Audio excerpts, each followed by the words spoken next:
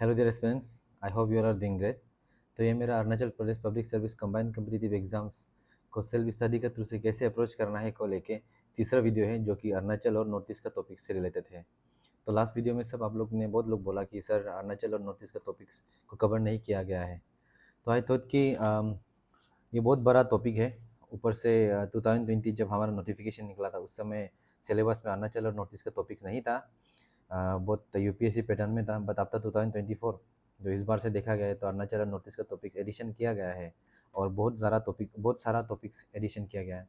तो अभी से बहुत इंपॉर्टेंट हो जाता है। दो हम लोग का समय में हम लोग प्रिपरेशन किया गया था, मे भी जो अरुणाचल और नॉर्थ ईस्ट का टॉपिक्स को, बट इतना बहुत जनरल वे में किया था, इतना स्पेसिफिक नहीं किया था जितना आपको ज़रूरी है। तो आई थॉट कि आप सबके लिए अच्छे से एक वीडियो बनाना पड़ेगा इनका ऊपर में। तो अगर आप प्रिपरेशन करता और आगे जाके भी प्रिपरेशन करेगा तो मेरा ऑब्जेक्टिव, मेरा आइडिया और मेरा प्रिपरेशन स्ट्रेटेजी कैसा रहेगा वो इसमें आपको बताएगा। हाँ, और सबसे पहले before moving on to the topics, सबका ये डाउट्स है कि सर अरुणाचल और नॉर्थ ईस्ट को लेके कुछ बुक्स हमको रिकमेंड कीजिए। तो इस सच हम बहुत कुछ सर्च किया है, बट कुछ सजेशन करने का बुक्स हमको मिला नहीं है। और ईटानगर भी हम गया है, उधर भी हम चेक किया है। तो ईटानगर में आकाशदीप हो गया, आपका लेजी कॉम्प्लेक्स हो गया, बहुत सारा बुक्स सर्च किया है। अरुणाचल के बारे में तो बहुत मिला है, बट इस सच स्पेसिफिक सिविल सर्विसेज पर्सपेक्टिव से नहीं मिला है। बहुत लोग जो पीएचडी स्कॉलर्स का था, बहुत सारा ट्राइब्स का ऊपर था, आदि, गालो, निशी, तागिन, मोनपा का ऊपर, और बहुत सारा लोग जो टॉपिक्स से रिलेटेड था, जैसे women empowerment and decentralisation of tribal people. तो ऐसा कुछ था। तो हम जस्ट रीडिंग किया है उसका एक दो पेजेस को। बट आई फील कि मतलब आपको बहुत रिसर्च करना पड़ेगा, आपको बहुत पढ़ना पड़ेगा, और ऊपर से इतना सारा टॉपिक्स के लिए। तो आई थॉट कि इट इज़ नॉट एडवाइजेबल कि आप बुक्स खरीदो इनके लिए। हाँ, फ्यूचर में अगर कोई अरुणाचल और north east specific civil services के लिए अगर बुक्स बनाता है तो अच्छा बात है, क्योंकि पहले क्या रहता था कि एक बुक्स आता था तो उसमें इतना रिसर्च करने का समय नहीं मिलता था हम लोगों को। तो एक बुक्स में हम लोग जो रिप्रेजेंट मतलब डेडिकेशन पूरा दे देता था और बुक से ही क्वेश्चन वगैरह आता था। अभी क्या हो गया कि कमीशन का भी क्वेश्चन पूछने का तरीका भी बहुत डायनामिक हो रहा है, और ऊपर से आजकल इंटरनेट वगैरह सुविधा सब कुछ है, सब कुछ अवेलेबल है। आपको रिसर्च सिर्फ करना पड़ता है और कुछ गाइडेंस और डायरेक्शन चाहिए होता है ना। तो ऐसे करके आप अरुणाचल नॉर्थ ईस्ट का एक स्पेसिफिक बुक में फोकस करें और कंजर्वेटिव थॉट रखेगा तो आई थिंक प्रॉब्लम होगा आपके लिए बहुत। रदर हम आपको जो ये वीडियो में बताएंगे जितना टॉपिक्स है, 100% एश्योरेंस तो नहीं दे सकेगा कि यहाँ से क्वेश्चन आएगा और ऐसे ही होगा बोल के, बट येस एटलीस्ट आपको इतना तक आइडिया मिल जाएगा कि कैसे करके टॉपिक्स को अप्रोच करना है, कैसे करके आपको आगे जाके परसू करना है। अगर आपको बुक भी पढ़ना है बोलने से आप पढ़ भी सकता है, it's up to you, but I won't be advising you to buy one specific books pertaining to Arunachal and north east, क्योंकि ऐसा कुछ सिविल सर्विसेज पर्सपेक्टिव में नहीं है। कल को आता है तो अच्छा है, जैसे पॉलिटी का आपका लक्ष्मीकांत का है, स्पेसिफिक बुक है।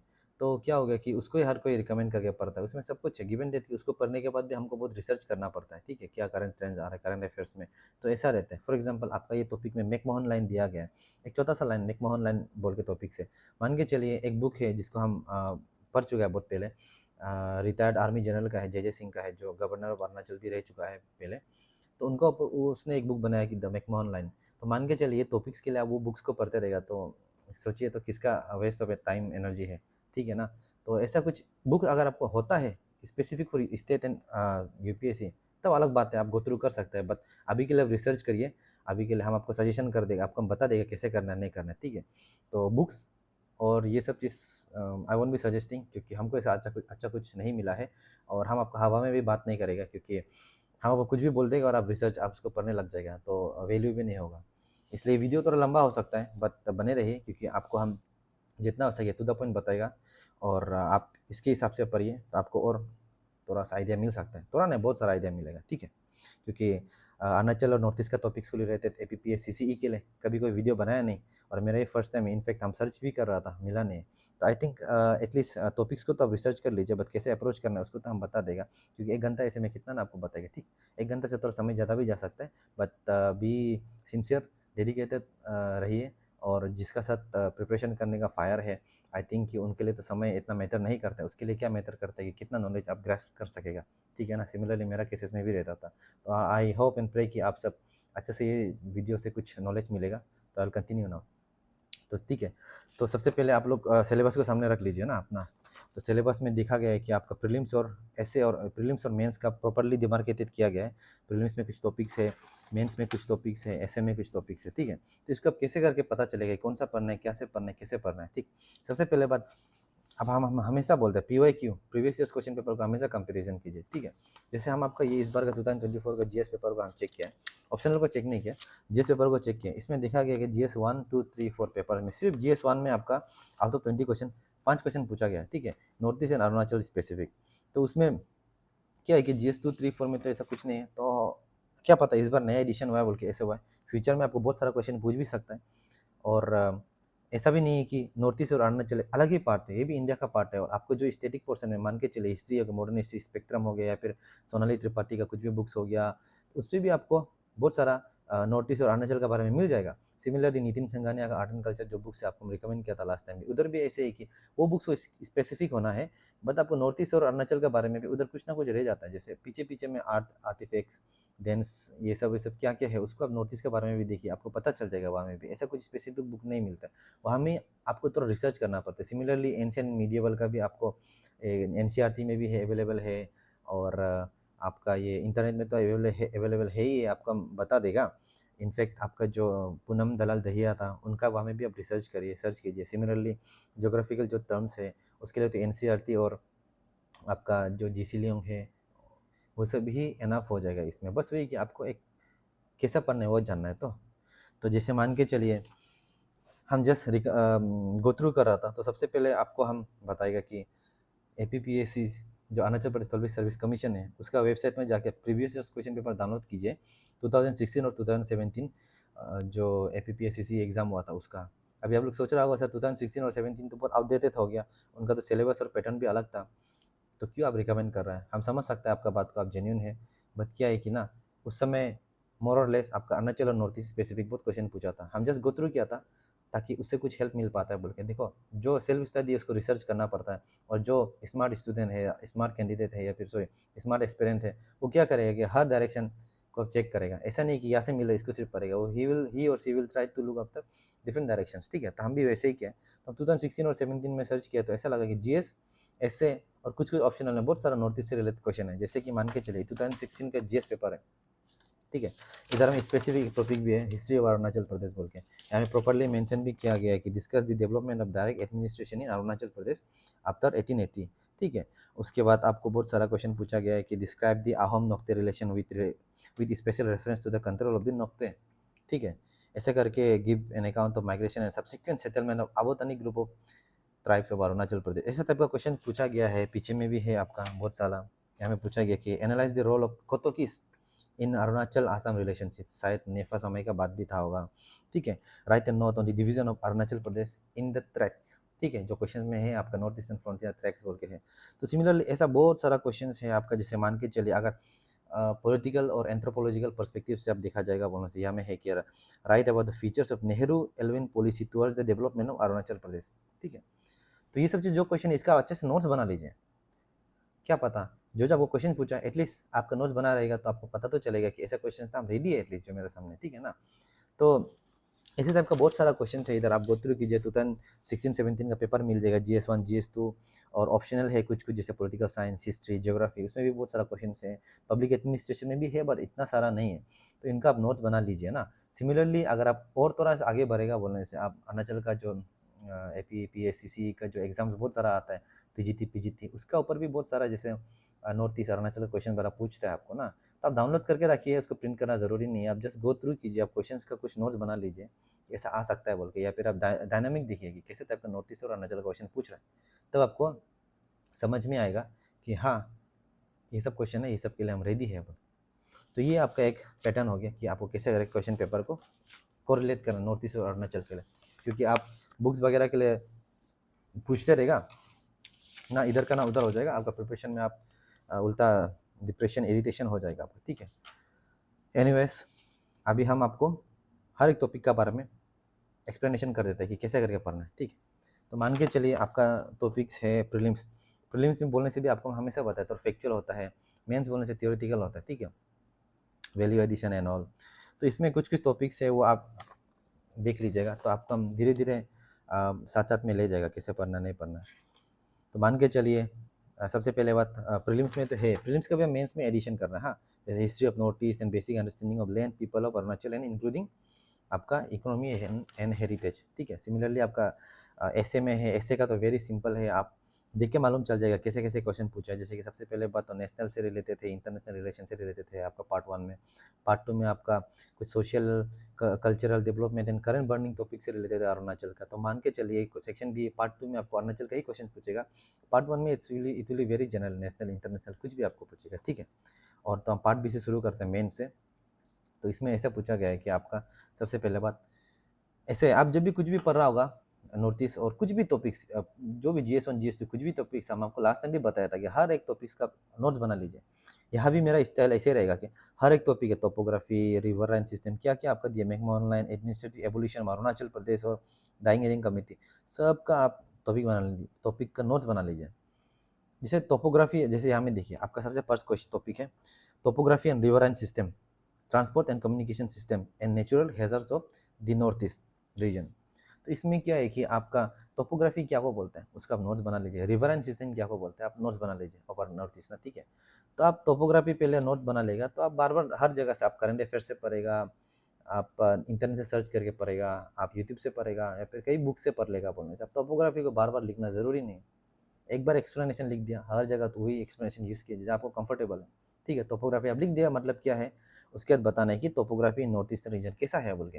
जैसे हम ईस्टर्न हिमालय बेल्ट में आता है, हम लोग कौन सा हिली एरिया में है, शिवालिक रेंजेस में है, पटकाई हिल है हमारा, हम लोग का जो माउंटेनियस कैसा है टेरेन, जो जैसे बहुत रग्ड है, बहुत रिजेस है हम लोग का, और बहुत ही कैसा टाइप का माउंटेन। तो जैसे मान के चलिए आप high heavy mountain, high mountain रग टेरेन्स वगैरह है तो तवांग ईस्ट कामेंग जैसा जगह को आप एग्जांपल में दे सकता है। सिमिलरली आपका कुछ वैलीज वगैरह है, दीप वैलीज वगैरह, जैसे ब्रह्मपुत्रा वैलीज वगैरह है। सिमिलरली आपका कुछ ये प्लेट्यूज वगैरह है, जैसे ये तो अरुणाचल का नॉर्थ ईस्ट के हिसाब से बोलने से आपका जैसे मेघालय प्लेट्यू हो गया, खासी हिल्स, ये सब अगर प्लेट्यूज में आता है। तो ऐसे टोपोग्राफी आप देखो, ये सब GS पेपर 1 का ही ज्योग्राफी का ही पार्ट है ना, तो उसको आप आराम से ज्योग्राफी सेक्शन से भी पढ़ सकते हैं। ऐसे कुछ नोटिस अरुणाचल बोल के नहीं, आपको नोट्स बनाना ही पड़ेगा, ठीक। आराम से आप ऐसे करके बना सकते हैं इसका। सिमिलरली आपका जो river line system, river line system मतलब क्या है आप बता देना, river system in north eastern region, इसका मतलब ये है रिवर सिस्टम होता है, ये होता है, कितना रिवर सिस्टम है आप रिसर्च करिएगा। फॉर एग्जांपल आपका है ब्रह्मपुत्र, सॉरी ये अरुणाचल में क्या क्या है, सुबनसिरी, सियांग, कामेंग, लोहित, ऐसा है आपका ना। तो उसके बाद आपका ये बाहर बार आसाम में क्या ब्रह्मपुत्र, और कौन कौन सा जगह में आपका रिवर एंड सिस्टम कैसे कैसे आप एक बार नोट्स बना के रख लीजिएगा तो इजी रहेगा आपको। सिमिलरली आप इसका इम्पोर्टेंस पता चलना है कि जो सुबनसिरी नदी है, पहले आसाम एरिया में सॉरी ये चाइना ऊपर तरफ में क्या बोलते हैं, यारलुंग संगपो। सिमिलरली अरुणाचल में आने सुबनसिरी, ये आपका ये आसाम में जाने से ब्रह्मपुत्र, बांग्लादेश में जाने से क्या बोलता है, उसका क्या क्या इंपॉर्टेंस है ये रिवर का। जैसे ये जो है एग्रीकल्चर एक्टिविटीज़ में बहुत काम आता है, बायोडाइवर्सिटी जैसे कि मतलब वेटलैंड्स एरिया के लिए काम आता है। सिमिलरली आपका क्या होता है कि हाइड्रो पावर पोटेंशियल बहुत होता है उसमें, वो सब जैसे डैम ये सब के लिए बहुत इंपॉर्टेंस होता है। ये सब चीज़ आप रिवर एंड सिस्टम के बारे में बताइए, कहाँ से ओरिजिनेट होता है, ठीक है, कितना बेनिफिशियल होता है और उसके एडवांटेजेस क्या है, डिसएडवांटेजेस क्या है, कहाँ तक वो हो सकता है, गवर्नमेंट इसको बचाने के लिए क्या क्या सपोर्टिव क्या क्या चीज़ कर रहा है। जैसे जैसे यूपी गवर्नमेंट पहले वहाँ में आपका पता चले गंगा को वहाँ में कुछ सिस्टम बनाया था, कुछ इंटर वाटर वेज समथिंग, कुछ इंडस वाटर वेज था ना, कुछ समथिंग कुछ ट्रीटी या फिर कुछ स्कीम था जिसका कारण क्या आता है कि फ्लो ये वाटर वेस्ट करेगा बोल के। ऐसे टाइप कुछ कुछ स्कीम्स है, गवर्नमेंट का भी इनिशिएटिव है, वो सब चीज़ को भी आप देखना है नोटिस में कुछ आया ना नहीं आया, ठीक है। सिमिलरली इसका अगर current affairs point of view से बोला जाएगा तो आपका जैसे हम बताएं कि GS पेपर 1 में है टोपोग्राफी है सब, ये वाटर रिसोर्स है। सिमिलरली आपका GS पेपर 3 में हाइड्रो पावर प्रोजेक्ट्स वगैरह। तो अगर current affair point of view से बोला जाएगा तो आपको ऐसे देख सकता है कि हमेशा न्यूज़ में आता है कि चाइना जो यालुंग को ऊपर तरफ में डैम बना रहा है, तो ऐसे थ्रेट करता है कि कल को आप कुछ भी अगेंस्ट में करेगा, अरुणाचल का अपना पार्ट नहीं बनाएगा तो we will release this water, आपको इशू क्रिएट करवाएगा, ऐसे टाइप का आपको थ्रेट आता है। तो उसको सब देखिए कि अरुणाचल उसको इंडिया गवर्नमेंट उसको कैसे करके अप्रोच करना है, कुछ इंटरनेशनल वाटर ट्रीटी है क्या जिसके कारण हम लोग उसको यूज़ कर सकता है। कल को मान के चलिए ऐसा कुछ कर दिया तो उसका डैमेजेस क्या होगा, डिसएडवांटेजेस क्या होगा, फ्लड सिचुएशन आ जाएगा, हमारा इश्यूज आ जाएगा, ये सब चीज़ को आप देख लीजिए। उसका मतलब डिस्पर्स लॉस सप्लाई, फिजिकल आपका सोशल इकोनॉमिकल डैमेजेस रहता है ना, उसका बाद में आपको आगे जाके बताएगा। तो इससे आपको नोट्स बनाना है प्रॉपरली। सिमिलरली आपका दूसरा पॉइंट देखिए transport and communication same, transportation what is transportation आप बना लीजिए। देखो बहुत सिली सिली लग रहा है व्हाट इज ट्रांसपोर्टेशन बोलना, बट आप बना लीजिए छोटा सा एक लाइन में, किसको प्रॉब्लम है ना, कुछ नहीं है आपको, क्योंकि समझना है तो अंडरस्टैंडिंग करना है, सीखना है, किसी को सीखने में शर्म नहीं करना है, ठीक है। ट्रांसपोर्टेशन, व्हाट इज़ बनाना, बनाना का व्हाट इज़ एप्पल, ठीक है। व्हाट इज़ कीवी, ये सब चीज़ लिखना कुछ प्रॉब्लम नहीं है, इट्स अप टू यू, क्योंकि वो फ्लो में चलता है, सिस्टम है पढ़ने का ना। आप कीवी क्या मालूम है नहीं लिखिएगा, कल को क्या पता एक समय ऐसा आएगा आप कीवी लिखने से नहीं जान रहा व्हाट इज़ कीवी। सिमिलरली ऐसे ट्रांसपोर्टेशन का बारे में हो गया और कम्युनिकेशन का बारे में हो गया, transportation communication in north eastern region, ठीक है। आप देख रहे हैं ना कैसे पढ़ रहे हैं। इसमें तो एक लाइन लिखा है, topography and river system, transportation and communication system and natural hazard of the north east. But in long term इसको आपको कैसे पढ़ना है कि topography and river system in north east, transportation and communication system in north east, ऐसे type का है, natural hazard of the north east, ठीक है। तो अभी आ रहा है transportation and communication in north east India. तो इसमें ऐसे है कि आपका ट्रांसपोर्टेशन क्या क्या है, जैसे कि मान के चलो रोड, रेल, एयर। तो रोड कम्युनिकेशन कैसे कैसे करके डेवलपमेंट अभी क्रिएशन हो रहा है। फॉर एग्जांपल अरुणाचल का ले लो, ट्रांस अरुणाचल हाईवे आ रहा है, ठीक है। उसमें ऐसे डेवलपमेंट क्रिएट हो रहा है, हाईवे बन रहा है तो इजी कनेक्टिविटी बढ़ रहा है, ठीक। सिमिलरली आपका आउटपोस्ट एरिया, रिमोट सर्कल्स में, रिमोट एरियाज में, अरुणाचल के एरियाज में क्या हो रहा है कि आपका रास्ता वगैरह बन रहा है, क्या से, गवर्नमेंट की स्कीम से, क्या स्कीम से, PMGSY रोड, प्रधानमंत्री ग्राम सड़क योजना रोड से, ठीक है। सिमिलरली और बॉर्डर एरिया को डेवलपमेंट करने के लिए नए नए स्कीम्स आ रहे हैं, जैसे कि आपका VVP, वाइब्रेंट विलेज प्रोग्राम, जहाँ में इंफ्रास्ट्रक्चर, रोड डेवलपमेंट वगैरह कराएगा। तो ये सब चीज़ को हम जान लेना, ये लोग करंट अफेयर से रिलेटेड है, ठीक है। रोड कनेक्टिविटी का काम आएगा नॉर्थ ईस्ट में, अरुणाचल में जो भी है आपका। सिमिलरली बहुत सारा आपका स्कीम से आप हमेशा नेट में करंट अफेयर्स में पढ़ते रहिएगा, ठीक है ना उसका, क्योंकि नॉर्थ ईस्ट का बारे में ऐसे कुछ भी आने से, जैसे भारत माला प्रोजेक्ट हो गया, इसे आने से आप हमेशा से लिंक करके वैल्यू एडिशन करते रहिए रोड के बारे में। सिमिलरली आपका रेल हो गया, रेल हो गया कि रेल कम्युनिकेशन कौन कौन सा जगह में कैसे कैसे चल रहा है, अरुणाचल नॉर्थ ईस्ट में कैसा अभी चल रहा है, कितना कितना कनेक्टिविटी हो रहा है। अरुणाचल में स्पेसिफिक बोलने से कब आया था, 2014 में आया था। अभी कनेक्टिविटी के लिए गवर्नमेंट और क्या इनिशिएटिव ला रहा है, नया नया कनेक्टिविटी, जैसे और भी आसाम पेनेट्रेशन करने के लिए, और भी दीमापुर पेनेट्रेशन करने के लिए और भी कनेक्टिविटी क्रिएट कर रहा है, बढ़ा रहा है। और नया नया बहुत हाई टेक वाला कुछ अरुणाचल में आने के लिए कुछ एक्सप्रेस को भी लॉन्च किया था लास्ट टाइम, ठीक है। तो उसके बाद फिर से सिमिलरली आपका एयर कनेक्टिविटी के लिए क्या क्या कर रहा है, जैसे उड़ान स्कीम का UDAN, उसका थ्रू से 2022 में धोनीपोलो एयरपोर्ट को इनोग्रेट किया गया था, जिसका कारण हम लोग को ईजी हो गया ये दिल्ली जाने के लिए भी। तो ये एयर कनेक्टिविटी आ रहा है। सिमिलरली रिसेंटली आपका current affairs point of view से बोला जाएगा तो कल परसों ही 26 समथिंग को एयर कार्गो फैसिलिटी लॉन्च किया था दिल्ली, ये आपका इंडिगो का थ्रू से दिल्ली एयरपोर्ट, सॉरी धोनीपोलो एयरपोर्ट से ना दिल्ली तक। तो ये सब चीज़ को आप हमें से वैल्यू एडिशन करते रहिए। सिमिलरली आपका डिजिटल कनेक्टिविटी कैसे कैसे आ रहा है, जैसे कि डिजिटल कनेक्टिविटी आ रहा है आपका, जैसे कि गवर्नमेंट का north east digital connectivity programme है, जो कि और एक तो है यूसोप प्रोग्राम बोल के आता है, जैसे यूनिफाइड स्ट्रेटेजिक ऑब्लिगेशन फंड बोल के आता है, sorry universal service obligation fund बोल के आता है। जिसका कारण क्या है कि बहुत आउटपोस्ट एरिया में, जैसे मेरा सर्कल सावा है इसका में, बहुत आउटपोस्ट एरिया, बॉर्डर एरिया है, अभी उधर भी इंटरनेट पहुंच रहा है कुछ कुछ का कारण, ये सब यूसुफ का कारण से, जहाँ में एयरटेल हो गया, कुछ कुछ प्राइवेट कंपनी के साथ टाई अप करता है गवर्नमेंट सब्सिडी वाइज में, वहाँ में वो लोग जो नेटवर्क बिठाता है और इंटरनेट कनेक्टिविटी आता है। ऐसे ऐसे आप हमेशा देखते रहना है कि क्या क्या कनेक्टिविटी का काम कर रहा है। सिमिलरली मिनिस्ट्री ऑफ डोनर भी है, और वो क्या क्या नया स्कीम्स लेके आ रहा है, जैसे मिशन मिशन गति शक्ति हो गया आपका, और भारत नेट प्रोग्राम हो गया, कैसे करके इन्वॉल्वमेंट कर रहा है नॉर्थ ईस्ट को। ये सब चीज़ को आप हमेशा से नोट बना के रखना है करंट अफेयर्स से।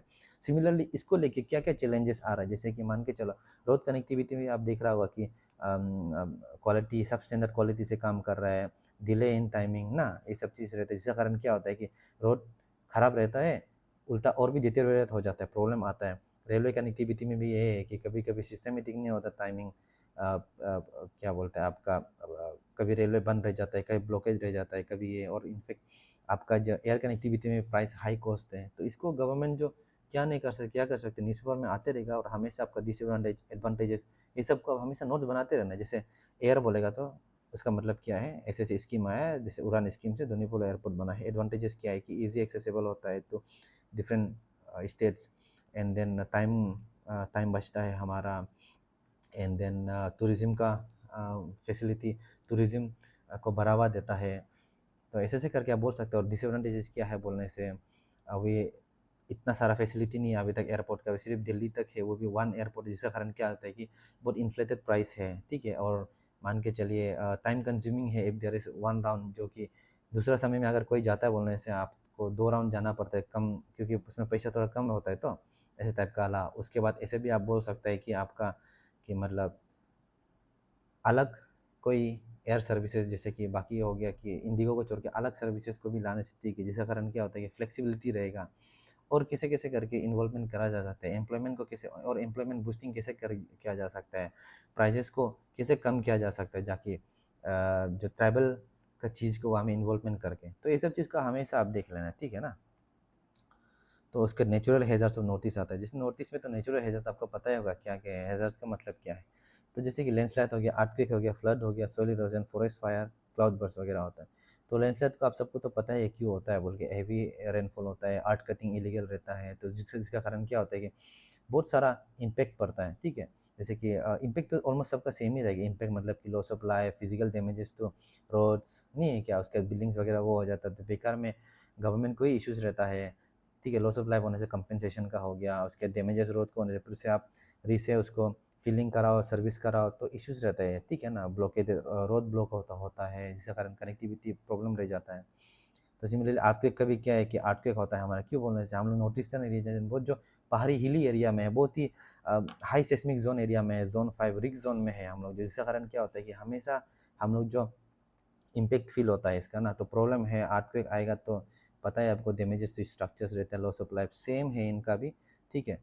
तो और मोर और लेस आपको पूछिएगा अर्थक्वेक क्यों आता है, किस लिए आता है, लैंडस्लाइड क्यों होता है, किस लिए आता है, बोले सब टॉपिक बना दीजिए, लैंडस्लाइड अर्थ कटिंग जिसे हम आगे बताया था, और हेवी रेनफॉल वगैरह होता है और सिस्टमेटिक नहीं करता है, ठीक है। मानसून सीजन में वो आदमी लोग अर्थ कटिंग शुरू हो जाता है। सिमिलरली अर्थक्वेक क्यों आता है बोलने से बहुत सारा रीजन है इसका, जैसे कि मान के चलिए हमारा नॉर्थ ईस्ट में ही बहुत सारा प्लेन्स वगैरह, जैसे पटकाई रेंजेस हो गया आपका उस साइड में, मिजोरम तरफ में, अरुणाचल तरफ में आपका हो गया मिसमी हिल्स वगैरह हो गया आपका, और ये कुछ मिजोरम मेघालय वगैरह प्लेट्यूज वगैरह है, जिसके कारण कोलाइड होते रहते, टेक्टोनिक प्लेट आपको पता हो, इरोशन प्लेट, टेक्टोनिक प्लेट, और जियोग्राफिकली टर्म से बोला जाए तो पहाड़ी इलाका में हमेशा हम लोग को पता नहीं होता, बट धीरे धीरे वो लोग जो कोलाइड करते रहता है, जिसका कारण हल्का हल्का मूवमेंट होता है, इमीडिएटली पता नहीं चलेगा, और लास्ट में हम लोग कभी कभी इम्पेक्ट मिलते हैं।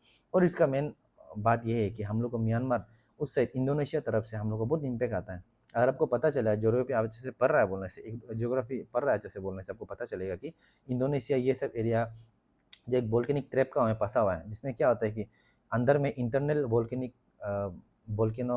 इरप्शन जो बहुत रहता है, जिसका कारण बहुत मैसिव बड़ा इम्पैक्ट होता है ना, जिसके कारण वो इंडोनेशिया ऐसा बहुत आपको सुनामी अर्थक्वेक से बहुत इम्पैक्ट होता है, जिसका कारण उसका जो ओरिजिन वहाँ होता है, बट उसका जो मेन कैरी ओवर होकर इम्पैक्ट होता है वो हम लोग नॉर्थ ईस्ट रीजन म्यांमार ये सब में पहुँचता है, तो हम लोग कभी कभी इम्पैक्ट मिलेगा, तो हम लोग कभी डर जाता है क्या हो गया, सामने में हुआ है क्या, बट एक्चुअली बहुत दूर में हुआ है। मान के चले अगर वो सामने में होने से क्या होना था, ऐसे तक आपको पूछेगा उसको डैमेजेस होता है तो उसको कैसे ठीक किया जा सकेगा ना, तब वो सब होता ठीक किया जा सकेगा, अच्छे से बताएगा आगे। तो सिमिलरली आपका जैसे बहुत रेंजेस वगैरह है, आप देख लीजिए कि कौन सा ये जैसे कि मान के चलिए नॉर्थ ईस्ट में कौन सा जैसे अरुणाचल में हो गया मिसमी हिल्स वगैरह हो गया, उसमें उसका कारण हम लोग का कोलाइड होके ये अर्थक्वेक वगैरह आता है। मेघालय में दोकी फॉल्ट वगैरह हो गया, क्या क्या फॉल्ट है, क्या क्या प्लेट्यू है, वो सब सर्च कर लीजिएगा। आसाम में आपका कौन सा सिस्मिक एरिया, कौन सा प्लेन का कारण होता है, त्रिपुरा में कौन सा त्रिपुरा फॉल्ट बोल के होता है, मिजोरम उस मणिपुर में पटकाई हिल्स बोल के होता है, वो सब चीज़ को आप सामने में एटलास रखिए, एटलास रख के अच्छे से पढ़िए, मैप को सामने रख के, वो आपको इजीली मालूम होगा कि फॉल्ट कौन सा है, क्यों रीज़न से हो रहा है, ठीक है ना। उसके बाद एडवांटेजेस क्या है, उसके बाद डिसएडवांटेजेस क्या है, गवर्नमेंट क्या इनिशिएटिव कर रहा है, क्या नहीं कर रहा है। जैसे अरुणाचल में 8.6 लार्जेस्ट हुआ था पहले, बहुत मिसमी एरिया में ना अर्थक्वेक हुआ था, तो वो भी एक बहुत बड़ा, उस सबको आप जान लेना है कि कौन कौन सा जगह में क्या क्या बराबर इम्पेक्ट हुआ था, क्या नहीं हुआ था, क्योंकि वैल्यू एडिशन कर सकता है इसको आप आराम से, और अरुणाचल लोग को लिख के रखने से तो और अच्छा बात है आप लोगों को। सिमिलरली आपका यहाँ पूछा जाएगा कि फ्लड क्यों होता है, फ्लड तो आपको पता है, सॉरी, ब्रह्मपुत्रा बाराक वैली ये सब में बहुत होता है, आपको पता होगा क्यों होता है, उधर में डैम कंस्ट्रक्शन है ब्रह्मपुत्रा सुबनसिरी सोकोल इन अरुणाचल, उसका नदी का ऊपर में, तो क्या होता है कि कभी कभी इतना हेवी रेनफॉल भी हो जाता है मानसून सीजन में नॉर्थ ईस्टर्न एरिया में, जिसके कारण क्या होता है कि फ्लडेड रह जाता है, जिसके कारण एक्स्ट्रा डैम से हेवी फ्लो हो जाता है, ठीक है ना। तो हेवी फ्लो होने जाने का उसको धीरे धीरे छोड़ना पड़ता है पानी को, तो ऐसे करके बहुत एरिया में फ्लडिंग हो जाता है, आप सुनते रहता है मानसून समय में कि आसाम में ये फ्लड हो गया, वहाँ में वो फ्लड हो गया, ऐसे ऐसे है, तो ऐसे करके बहुत इश्यूज रहता है। तो इसका क्या प्रॉब्लम है, लॉस ऑफ लाइफ होता है, सेम चीज़ है इन लोगों का ऑलमोस्ट ना, फिजिकल स्ट्रक्चर डैमेज होता है, गवर्नमेंट का ये इकोनॉमी जो भी हो एक्सचेकर में प्रॉब्लम होता है उसको, कुछ फिजिकल जैसे स्कूल्स वगैरह मेडिकल डैमेज हो गया, फिर कुछ घर डैमेज हो गया, कंपेंसेशन देना पड़ेगा, नए से कंस्ट्रक्शन करना पड़ेगा, तो उसका जगह अगर ऐसा नहीं होने से तो कुछ और चीज़ में यूज़ कर सकता था गवर्नमेंट भी, है क्या नहीं। तो सिमिलरली आपका फ्लडिंग से इश्यू रहता है ना, ये सब रहता है। तो और हो गया सोइल इरोजन। सोइल इरोजन तो आपको पता ही है, ब्लॉकेज रहता है रास्ता, ये सब कभी भी कुछ भी इश्यूज रहता है। हम लोग का अरुणाचल नॉर्थ ईस्ट में तो सुनते रहता है इतना डेथ हो गया, उतना डेथ हो गया, क्यों बोलने से सोइल इरोजन। सोइल इरोजन क्यों होता है बोलने से, कभी कभी दो तीन प्रकार का, एक नेचुरल हो गया रेनफॉल से हो गया, दूसरा हो गया कि आपका इलीगल आर्ट कटिंग से हो गया, जो मानसून सीजन में आदमी लोग करता है घर बनाने के लिए, ठीक है। तो उसको कैसे करके हम लोग कम किया जा सकेगा, ठीक है। डिस्ट्रिक्ट एडमिनिस्ट्रेशन क्या क्या एडवाइस निकलना पड़ेगा, पब्लिक खुद का कंसेंस हो कि क्या क्या करना पड़ेगा, कैसे अवॉइड करना पड़ेगा, वो सबको भी आप जान लेना है, एडवांटेजेस डिसएडवांटेजेस, और अच्छे से लिख लीजिए। क्लाउड बर्स्ट आपने इसमें सुनते रहता होगा, ज़्यादातर ये ऊपर तरफ में होता है, उत्तराखंड ऐसा में हमेशा ऊपर तरफ से पानी आता है, क्लाउड बर्स्ट हो जाता है, डैमेज, और ये हेवी रेनफॉल तो आता है प्लस डैम वगैरह भी क्रिएशन होता है, जिसका कारण क्या होता है कि ओवरफ्लो होके रास्ता में आके बहुत लॉस ऑफ लाइफ होता है, डैमेजेस होता है। तो इन लोगों का क्या है कि एक ट्रिक्स ऐसे फॉरेस्ट फायर भी है, जैसे आपका ऑस्ट्रेलिया जैसे में थे कि क्या होता है कि उसमें ज़्यादातर नेचुरल होता है, हेवी बहुत हीट ज़्यादा होने का कारण क्या होता है कि फॉरेस्ट फायर खुद से लग जाता है। बट अरुणाचल में हीट वेव, हीट इतना हीट से तो कभी सुना तो नहीं है कि ऐसे हुआ है, होता भी होगा, बट यूजुअली क्या होता है 90% हम लोग का क्या होता है कि ट्राइबल एरिया से कच्चा घर से बनता है, बहुत फायर से डिपेंडेंट रहता है, हम लोग फायर में ही बैठता है ना, तो कभी कभी केयरलेसनेस हो जाता है, कुछ चीज़ का कारण कभी कभी आग हो जाता है, तो उसे भी एक नेचुरल हेजर्ट में माना जाएगा, कभी कभी अननेसेसरी हो जाता है, तो आग भी जला के रख गया बट बेचारा हवा आ गया, तो भी एक इशू है। तो आपका ये हमें एडवांटेजेस डिसएडवांटेजेस, गवर्नमेंट का क्या स्कीम है, क्या इनिशिएटिव है, ये सब चीज़ को हमेशा लिख लेना है। उसके बाद एक ट्रिक्स इसमें यूज़ करना है कि लॉस ऑफ लाइफ, ये सब जो जो डैमेजेस वगैरह होता है, डैमेजेस भी जैसे इकोनॉमिकली डैमेजेस क्या होता है, सोशल डैमेजेस क्या होता है, ये सब चीज़ को हमेशा रख लेना है। जैसे और फिजिकल डैमेजेस क्या होता है, फिजिकल डैमेजेस जैसे कि आपका बिल्डिंग स्ट्रक्चर टूट जाएगा, उसको बनाना है, रोड, हॉस्पिटल्स वगैरह क्या क्या है ना, और इसका फिजिकल जैसे डैम हो गया, डैम का थ्रेट्स होता है, डैम बनाएगा, जैसे हम बोला है कि डैम से ओवरफ्लो हो गया, फ्लडिंग हो जाता है, तो उसके सिमिलरली आपका सोशल इम्पैक्ट रहता है कि आप ऐसा माइग्रेशन करना पड़ जाएगा, कुछ चीज़ आपका डैमेज हो गया आपका जगह में, तो एजुकेशन ये वो घर वर, तो आप उधर कैसे बीतेगा, उसको तो रिबिल्ड करना पड़ेगा, जिसके कारण आपको कहीं और रहना पड़ता है। सिमिलरली इकोनॉमिकली इम्पैक्ट होता है, जैसे हम बता लॉस ऑफ लाइफ होता है जो भी है, और गवर्नमेंट का ट्रेजरी में फंड में इश्यूज़ क्रिएट होता है, वो जगह को अगर ऐसे नहीं होता तो कुछ और भी डेवलपमेंट काम में यूज़ कर सकता था ना। तो गवर्नमेंट का उसके बाद हमेशा लिखना है कि आपका गवर्नमेंट का इनिशिएटिव क्या-क्या है। गवर्नमेंट जैसे कि एनडीआरएफ, एसडीआरएफ को हमेशा से इन्फॉर्म करता है कि हमेशा कुछ ना कुछ आप लोग जो ये मॉक ड्रिल्स वगैरह करवाइए, मॉक ड्रिल्स वगैरह करवाइए, कैसे-कैसे community based disaster management tips दीजिए, ऐसा ना, ऐसे कुछ ना कुछ होते रहता है। और एनडीए में गाइडलाइंस है, उसका अच्छे से पढ़िए, गाइडलाइंस में अच्छे से पूरा बताया गया है कि इसमें क्या होता है, क्या डैमेजेस होता है, और कैसे करके अवॉइड किया जा सकता है। जैसे कि गवर्नमेंट ऑफ इंडिया अभी कुछ ना कुछ नए-नए स्ट्रक्चर भी कर रहा है, और साथ में जैसे कि अर्ली वार्निंग सिस्टम बोल के कुछ आईएमडी है, इंडियन मेट्रोलॉजिकल डिपार्टमेंट, उन लोग भी देता है कि अभी बहुत हेवी रेनफॉल होने वाला है, फ्लड सिचुएशन आ सकता है, बी वेरी केयरफुल, कभी हीट होता है तो हीट वेव हो रहा है तो बी वेरी केयरफुल, ऐसा बहुत कुछ होता है। तो गवर्नमेंट का क्या इनिशिएटिव है, वो सब चीज़ भी अच्छे से आपको देख लेना है, और उसके बाद मूविंग करना है। तो सिमिलरली आपको अगर current affairs point of view से बोला जाएगा, तो जैसे आप देख रहे हैं कि बहुत सारा अपोज कर रहा है अरुणाचल में भी डैम का कंस्ट्रक्शन को लेके, वही चीज़ से कि कभी भी ओवरफ्लो हो गया, कुछ हो गया तो डैम फ्लडिंग सिचुएशन कर सकता है, हम लोग को माइग्रेशन करना पड़ेगा, हम लोग का लॉस ऑफ लाइफ हो सकता है, हम लोग का जगह डिस्ट्रॉय हो सकता है, ये सब वो सब इनफैक्ट कंपेंसेशन इशू वगैरह भी है। तो वो सब चीज़ को इसलिए अपोज कर रहा है, ठीक है। तो आप करंट अफेयर से हमेशा टच करना है इसका। और दूसरा है आपका दूसरा टॉपिक है land people history culture traditional village institution including chieftainship system in Arunachal Pradesh, ठीक है। मान के चलिए लेन, फॉर एग्जांपल आपको हम जैसे आगे बताया, हर एक टॉपिक को आप सिमिलरली सेग्रीगेट करना है पॉइंट पॉइंट को। जैसे कि आपका लेन, लेन हम लोग क्या से रिलेटेड है, हिली है, फॉरेस्टेड एरिया है, तो अपने सबको पढ़ना है कि फॉरेस्टेड एरिया हिली है तो किस टाइप का हिली है, हिमालयन रेंजेस में आता है, शिवालिक रेंजेस में आता है, हम लोग का मिडिल जोन में है जोग्राफिकल टर्म से।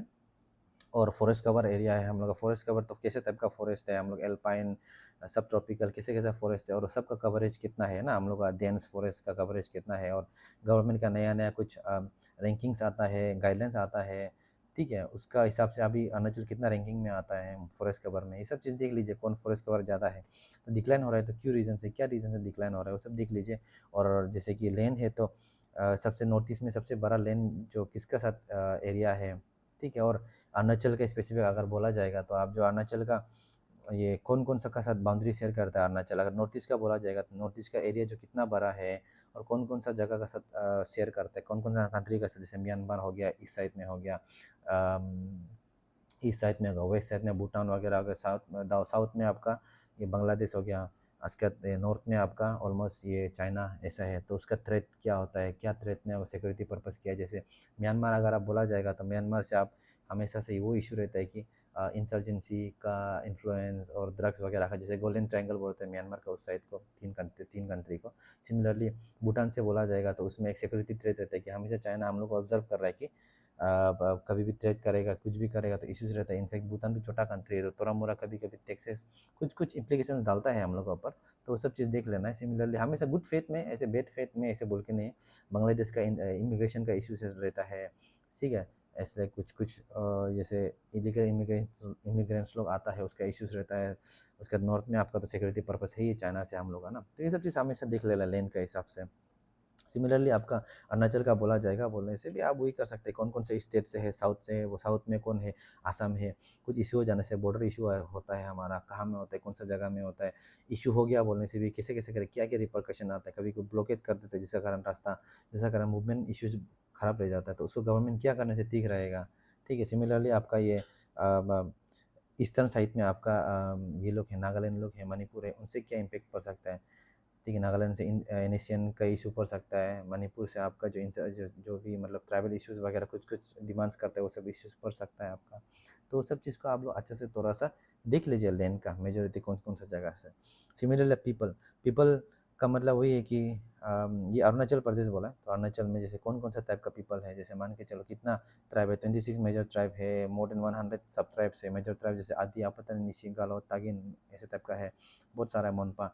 तो सब ट्रैप में कौन कौन है, हर चीज़ याद करना ज़रूरी नहीं है, जस्ट आपका अंडरस्टैंडिंग के लिए तो द मेन पॉइंट को आप पकड़ना है। 26 100 मोर देन 100 ऐसा वो ट्राइब्स लोग का क्या क्या फेस्टिवल्स वगैरह है। मान के चलिए निशी का है तो न्योकुम न्योकुम क्यों मनाता है, कब मनाता है, ठीक है। उसके बाद तागिन का है तो सिदोनी क्यों मनाता है, कब मना, आदि का है सोलुंग क्यों मनाता है, कब मनाता है, उसका ऑब्जेक्टिव क्या है, किस लिए है। सिमिलरली कौन सा रिलीजन को पूजा करता है यहाँ में आदमी लोग, जो Hindu Christian Nyishi sorry Hindu Christian Donyipolo आपका बुद्धिज़्म।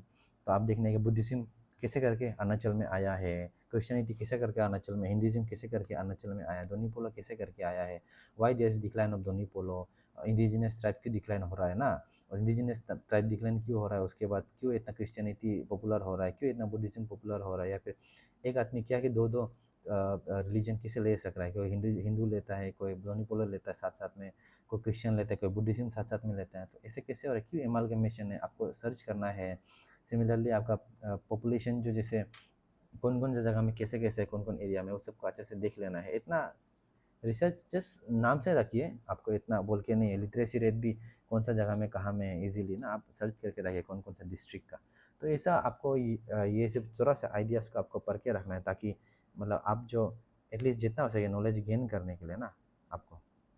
सिमिलरली आपका जैसे मान के चलिए आपका current affairs point of view से बोला जाएगा, बोलने से अभी बहुत सारा जैसे इकोनॉमी हो गया, बहुत सारा आपका टेक्सटाइल्स वगैरह, जैसे आपको ये जैसे पीपल को लेके कैसे कैसे कौन कौन सा जगह से टेक्सटाइल को जीआई टैग्स मिला, जैसे मिसमी मिसमी सोल समथिंग कुछ को टेक्सटाइल मिला है, तो कौन सा जगह कौन सा पीपल का है, आपको पूछेगा मिसमी मिसमी कौन सा जगह का है, उसमें उस साइड का बेल्ट के आने से उसमें कुछ हिली एरिया रेंजेस कैसे टाइप का हिली एरिया रेंजेस है वहाँ में, कैसे टाइप का पीपल्स लोग रहता है वहाँ में, उसका डेमोक्रेटिक डिमार्केशंस कैसा है, ठीक है। ये सब चीज़ आपको पूछेगा, उसमें एरिया जो रगत है ना आपका वैली है, ये सब पूछेगा। तो आप अगर जान के रखा है बोलने से आपके लिए ईजी है, ठीक है ना, ठीक है होगा।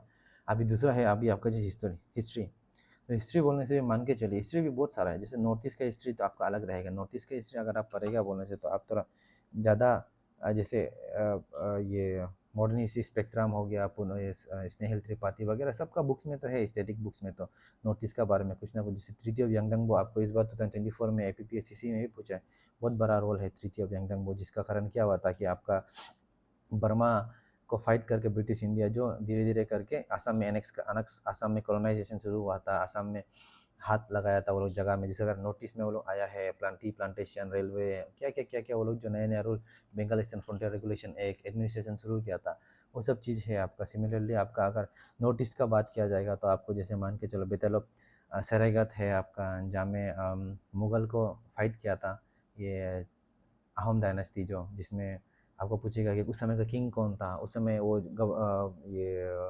आर्मी जनरल कौन था, तो जैसे बहुत फेमस है लचित बरफुकन, उसका रोल क्या था, किस लिए था, कितना कैसे करके वो क्या था, वो सब चीज़ आपको हमेशा से थोड़ा हिस्टोरिकल पॉइंट ऑफ व्यू से आप जान लेना। जैसे हिस्ट्री बोलने से आप मणिपुर का हिस्ट्री आप जस्ट नेट में सर्च कीजिए, what is ancient medieval and modern history of Manipur, what is ancient modern and medieval history of Assam, similarly Meghalaya, Tripura.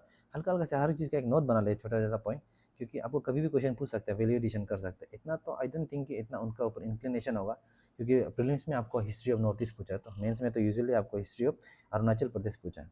तो अब ऐसा पॉइंट बना लीजिए, जैसे हिस्ट्री ऑफ नॉर्थ ईस्ट में एंशियन बोलने से आपका, हम जितना रिसर्च किए उसमें ऐसा दिखा गया है कि कामारूपा किंगडम और प्रगज्योतिषा किंगडम बोल के है। तो ये किंगडम के बारे में आप पढ़ेगा तो पता चलेगा कि ये लोग जो अहोम डायनेस्टी समय से था, तो कौन सा ईयर में था, इन लोग ऑब्जेक्टिव क्या था, ठीक है, ये लोग अभी कैसे रिलेवेंट है, जैसे कामाख्या टेम्पल है आसाम में, उससे रिलेटेड है क्यों है। तो आप इसको नोट्स बना लीजिए आराम से। मीडिएबल हिस्ट्री का भी आप जैसे मान के चलिए, अहोम डायनेस्टी हो गया, कौन सा साल में था, उसका बड़ा बड़ा इवेंट्स क्या होता है, जैसे बैटल ऑफ सरायघाट हो गया था, उसमें बराबर बिग नेम्स पर्सनालिटीज़ कौन कौन था, लचित बरफुकन हो गया, राजा का नाम क्या था, ऐसे टाइप का आप उसको पढ़ लीजिए। सिमिलरली आपको मॉडर्न हिस्ट्री में आएगा तो आपका ये तृतीय व्यंगदंगबो आएगा, आपको जो आसाम एरिया में एनेफा बोल के आपको बर्मा से फाइट हुआ था, जो अभी हम बताया। और धीरे धीरे आपको North Eastern Frontier tract, North Eastern NEFA वगैरह आते आते आते आते आपको आएगा, वो लास्ट में आपको प्रॉपरली मेंशन किया गया है, तो हम लास्ट में उसको बताएगा, ठीक है। ऐसे करके आप जो नॉर्थ ईस्ट का हिस्ट्री को आराम से पढ़िए, उसके बाद उसका रिलेवेंस जो अभी कैसा है उसको भी आप जान लीजिए, ठीक है। तो अभी हिस्ट्री ऑफ अरुणाचल में आता है। अरुणाचल की हिस्ट्री तो ज़्यादा तो नहीं है एंशियन बोलने से, मान के चलिए एंशियन हिस्ट्री बोलने से अरुणाचल का तो ज़्यादा से ज़्यादा माइथोलॉजिकल में ज़्यादा भरोसा करते हैं। मान के चलिए परशुराम कुंड क्या से रिलेटेड था, कहाँ में, लोहित में। उसमें क्या था कि राजा राजा भीष्मका से रिलेटेड था, ठीक है। उसमें ये उसके बाद मालिनीथन टेम्पल था, वो कहाँ में था, वो किससे था, जैसे भीष्मानगर हो गया।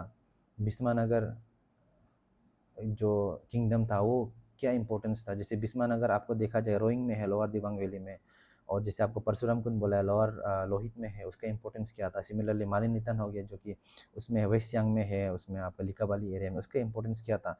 आपको पूछेगा कि ancient history for example Bhismaknagar kingdom was is in Arunachal Pradesh, उसका इंपॉर्टेंस बताओ, ठीक है। तो आप बता सकते हैं कि कुछ अगर आप डिगिंग करेगा तो कि बहुत बड़ा रोल प्ले किया था। पहले उसको माना जाता था कि मतलब मान के चलिए ये early urban settlement north east बोलता था ना, उसमें बहुत सारा पोटरी वगैरह भी देखा गया था, आर्टिफैक्ट्स वगैरह देखा गया था, और उसको आर्कोलॉजिकल साइट्स बोल के माना जाता है। वो अभी अरुणाचल का टूरिज्म में बहुत बड़ा हेल्प करता है, फंड जनरेशन में भी एक एस्थेटिक व्यू देता है। Archaeological site ASI, archaeological survey of India से रिलेटेड है वो जो ना।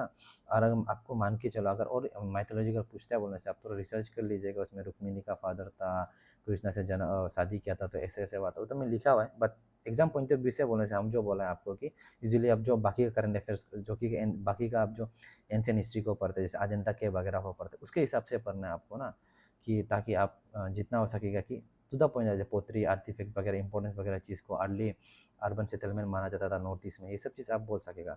सिमिलरली कहाँ में था, जैसे रोइंग में, अपर सियांग में ना, सॉरी लोअर दिबांग वैली में। सिमिलरली मालिनीथन को भी उसका क्या इंपॉर्टेंस था, तो उसमें माना जाता है वो भी आर्कोलॉजिकल साइट है, ठीक है। बहुत कल्चरल इन्फेक्ट आपका इम्पेक्ट करता है। उसके बाद आज का जो मॉडर्न हिस्ट्री में, सॉरी अरुणाचल टूरिज्म में बहुत हेल्प करता है। इनफैक्ट इसमें जो भगवान तमालिनी को आपको मानता था, दुर्गा या फिर काली माँ का रूप मानता था, ठीक है। और इसको ऐसे बोलता था कि उस समय बहुत जो डिज़ाइंस वगैरह था, आर्किटेक्चर स्कल्पचर्स वगैरह था, पोतरी वगैरह था, बहुत अच्छे से डिज़ाइन कर्विंग किया हुआ था। वो सब चीज़ आपको बड़ा बड़ा चीज़ है, वो सब को आप लिखिए, ठीक है। इसमें बड़ा बड़ा मोटिव्स था, और इतना माना जाता है कि इसका जो स्ट्रक्चर है, जो आर्किटेक्चर स्ट्रक्चर है, बहुत उड़ीसा का आर्किटेक्चरल टेम्पल स्टाइल से मिलते हैं, जो कि कलिंगा आर्किटेक्चर बोलते हैं। तो वो सब चीज़ आप देखिए, तो अभी लिंकेज हो गया, तो आप देखना है कि कलिंगा आर्किटेक्चर क्या को बोलता है, किसे को बोलता है, ठीक है। नॉर्दर्न ये टेम्पल स्ट्रक्चर, साधन टेम्पल स्ट्रक्चर बोल के आपको अलग से मेंशन है उसमें इंडियन आर्ट एंड कल्चर में, तो वो सब आप देख लीजिएगा, ठीक। तो ऐसा करके आपको रिलेट कीजिए, ये हो गया। ये तो एंशियन का हो गया। सिमिलरली आपको एंशियन में आपका बुद्धिज़्म कैसे करके इन्फ्लुएंस करके आया है। पहले ज़माना में तिब्बत से आता था आदमी लोग, कैसे करके बुद्धिज़्म इन्फ्लुएंस लेकर आया है ना। उसके बाद आपका ये जैसे चाइना से बहुत लोग आता था पहले, पर्सनैलिटीज बिग नेम था पहले ज़माना में बहुत, ब्रिटिश इंडिया का साथ एक ये आपका ईस्ट इंडिया कंपनी के साथ ट्रेडिंग करता था, ठीक है। वो सब चीज़ बड़ा बड़ा पर्सनैलिटी ऐसे आके वो किया था, अशोका का कितना रोल था, तो ये सब चीज़ आप देख लीजिए। उसके बाद ताओ मोनेस्ट्री को लार्जेस्ट इन इंडिया माना जाता है, ठीक है। तो दैट मीन्स कुछ कुछ बड़ा रोल था पहले, तो कैसे करके इन्फ्लुएंस आया। सिमिलरली जैसे क्रिश्चियन जो ब्रिटिश के थ्रू से आया, कुछ चार्टर एक्ट के थ्रू से आया था, उसको कुछ कुछ मिशनरीज को उधर भेजा था ताकि आप लोग उसको सेंट्रल तक लिंकेजेस करने नहीं देना नॉर्थ ईस्ट को। अगर सेंट्रल में भी आ गया नॉर्थ ईस्ट को तो नॉर्थ ईस्ट भी अगर बुद्ध हिंदुज़्म का बराबर आ गया बोलने से, वो लोग भी डिमांड करने शुरू हो जाएगा, उन लोगों को कॉलोनाइज करने नहीं देगा, हमेशा रेसिस्ट करेगा, ऐसा सोच के मिशनरीज भेजा था। तो ये सब चीज़ आप जान लेना, चार्टर एक्ट आपको लिखा होगा, आप पढ़ लेगा, ठीक है। तो सिमिलरली आपको ये हिस्टोरिकल पॉइंट ऑफ व्यू से वो देखना है कि बहुत बड़ा बड़ा इवेंट होता है, जैसे मान के चलिए एंग्लो आबोर वार हुआ था, और बहुत सारा वार है, आप मिसमी वार है कि नहीं पता नहीं, उसको आप जो एक बार नेट में सर्च कर लीजिए, इम्पोर्टेंट वार्स इन अरुणाचल प्रदेश ड्यूरिंग एंशियन मॉडर्न और ये मीडिएवल हिस्ट्री, ऐसे टाइप का पोस्ट इंडिपेंडेंस, ऐसे आप सर्च कर लीजिए, ठीक है। तो आपको पता चलेगा कि ऐसे ऐसे फाइट भी हुआ था, क्यों हुआ था, किस लिए हुआ था, किसका कारण हुआ था, ठीक है। और कैसे करके इन्फ्लुएंसेस ज़्यादा आए हैं वो अपर बेल्ट में और सुबनसिरी बेल्ट में, ब्रिटिश इंडिया का। तो ये सब चीज़ को आप अपना हिस्ट्रिकल पॉइंट ऑफ व्यू से अच्छे से देख लीजिएगा। सिमिलरली आपको एंशियन हिस्ट्री में आपका अरुणाचल का, जैसे अभी आपको हम बताएं कि जो मालिनीतन हो गया, आपका भीष्मानगर हो गया, परशुराम कुंड हो गया, ये सब है। सिमिलरली माइथोलॉजिकल बहुत कुछ है कि आपका इता फोर्ट भी हो गया, वो भी चुतिया किंगडम अहोम डायनेस्टी समय से था, वो जो इता फोर्ट ब्रिक्स, ये फोर्ट ऑफ ब्रिक्स बोलते हैं उसमें ना, तो उसका क्या चुतिया किंगडम से रिलेटेड है, ये सब चीज़ अच्छे से देख लीजिएगा आपका।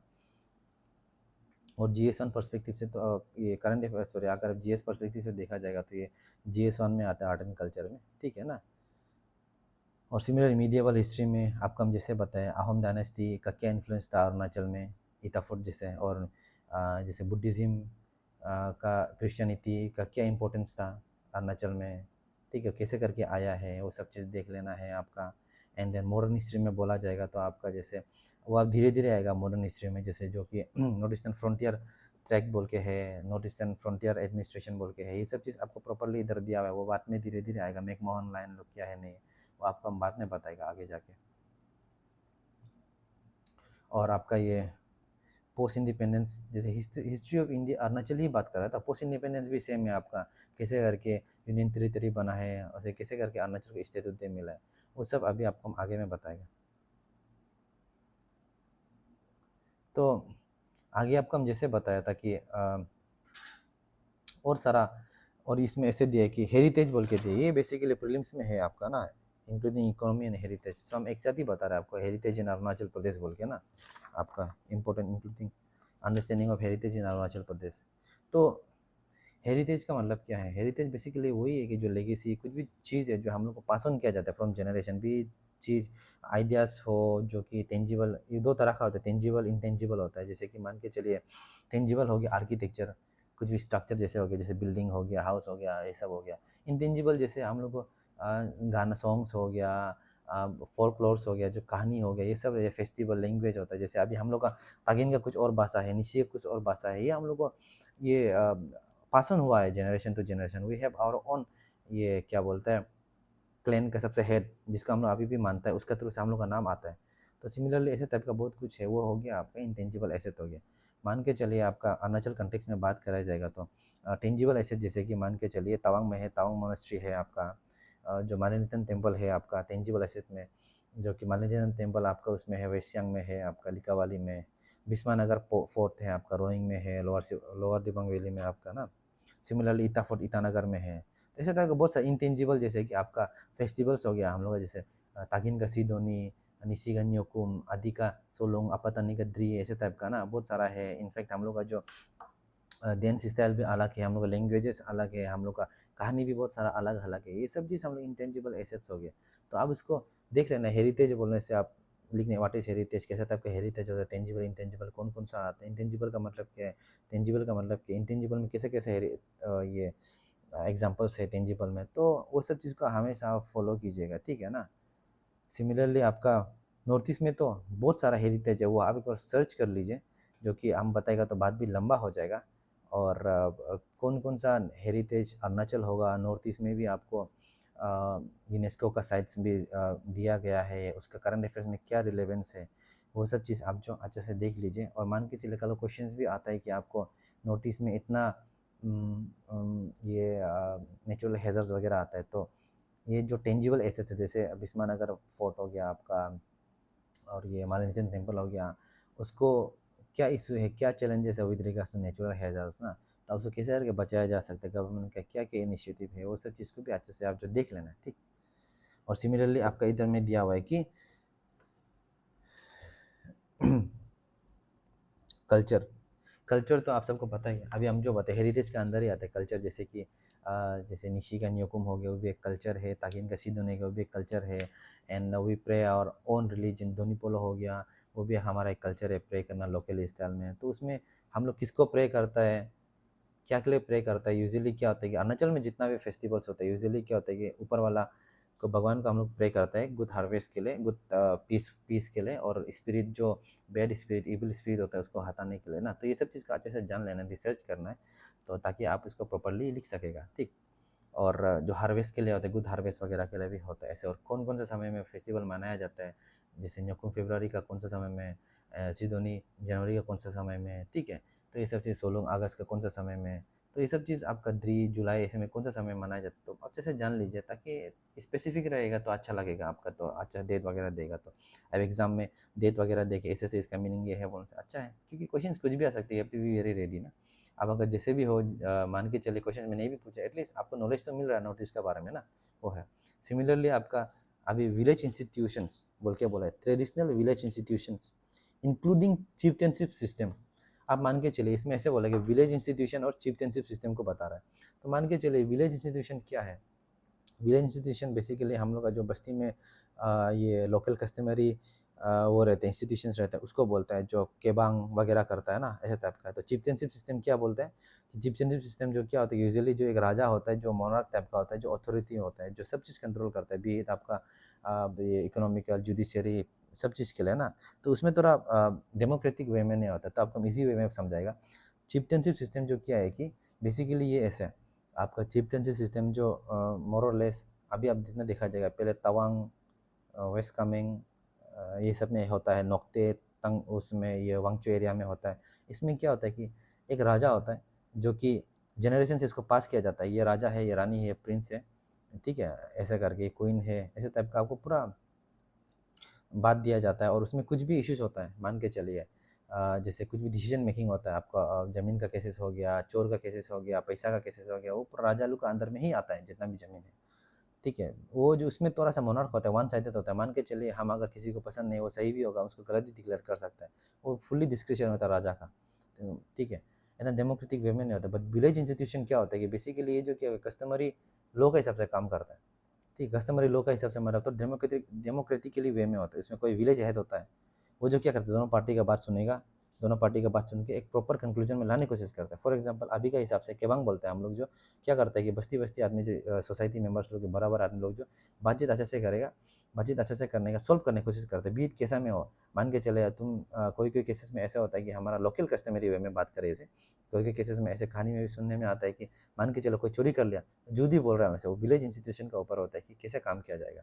तो विलेज इंस्टीट्यूशन बहुत ज़माना में ऐसे होता है कि कोई कोई लोग जो हाथ को आँख में डलता था, बोला अगर वो जल गया तो वो जूते, नहीं जलाए तो सच है, दोनों दोनों कंपेयर करता था। बहुत सारा अपना अपना कस्टमरी ट्राइब्स लॉ होता है ना, जिसमें क्या होता है कि बहुत ही डेमोक्रेटिकली वे में होता है, दोनों पार्टी को सबका सामने किया जाता है। अगर आप वन साइडेड होने से भी, मान के चलिए आप चोर है, बट आपको हम जो आप चोर नहीं है, दूसरा वालों को फंसा रहा है बोलने से भी हमको जस्टिफाई करना पड़ेगा कि मेरा आंसर कितना तक सही है, जो कि चिफ्टेनशिप में नहीं होता था। चिफ्टेनशिप में अगर आप बोल दिया बोलने से आपको कोई आर्ग्यू करने वाला नहीं था, अनटिल अनलेस आपका आप प्रिंस है और आपका किंग आपका पिताजी होगा, ऐसा।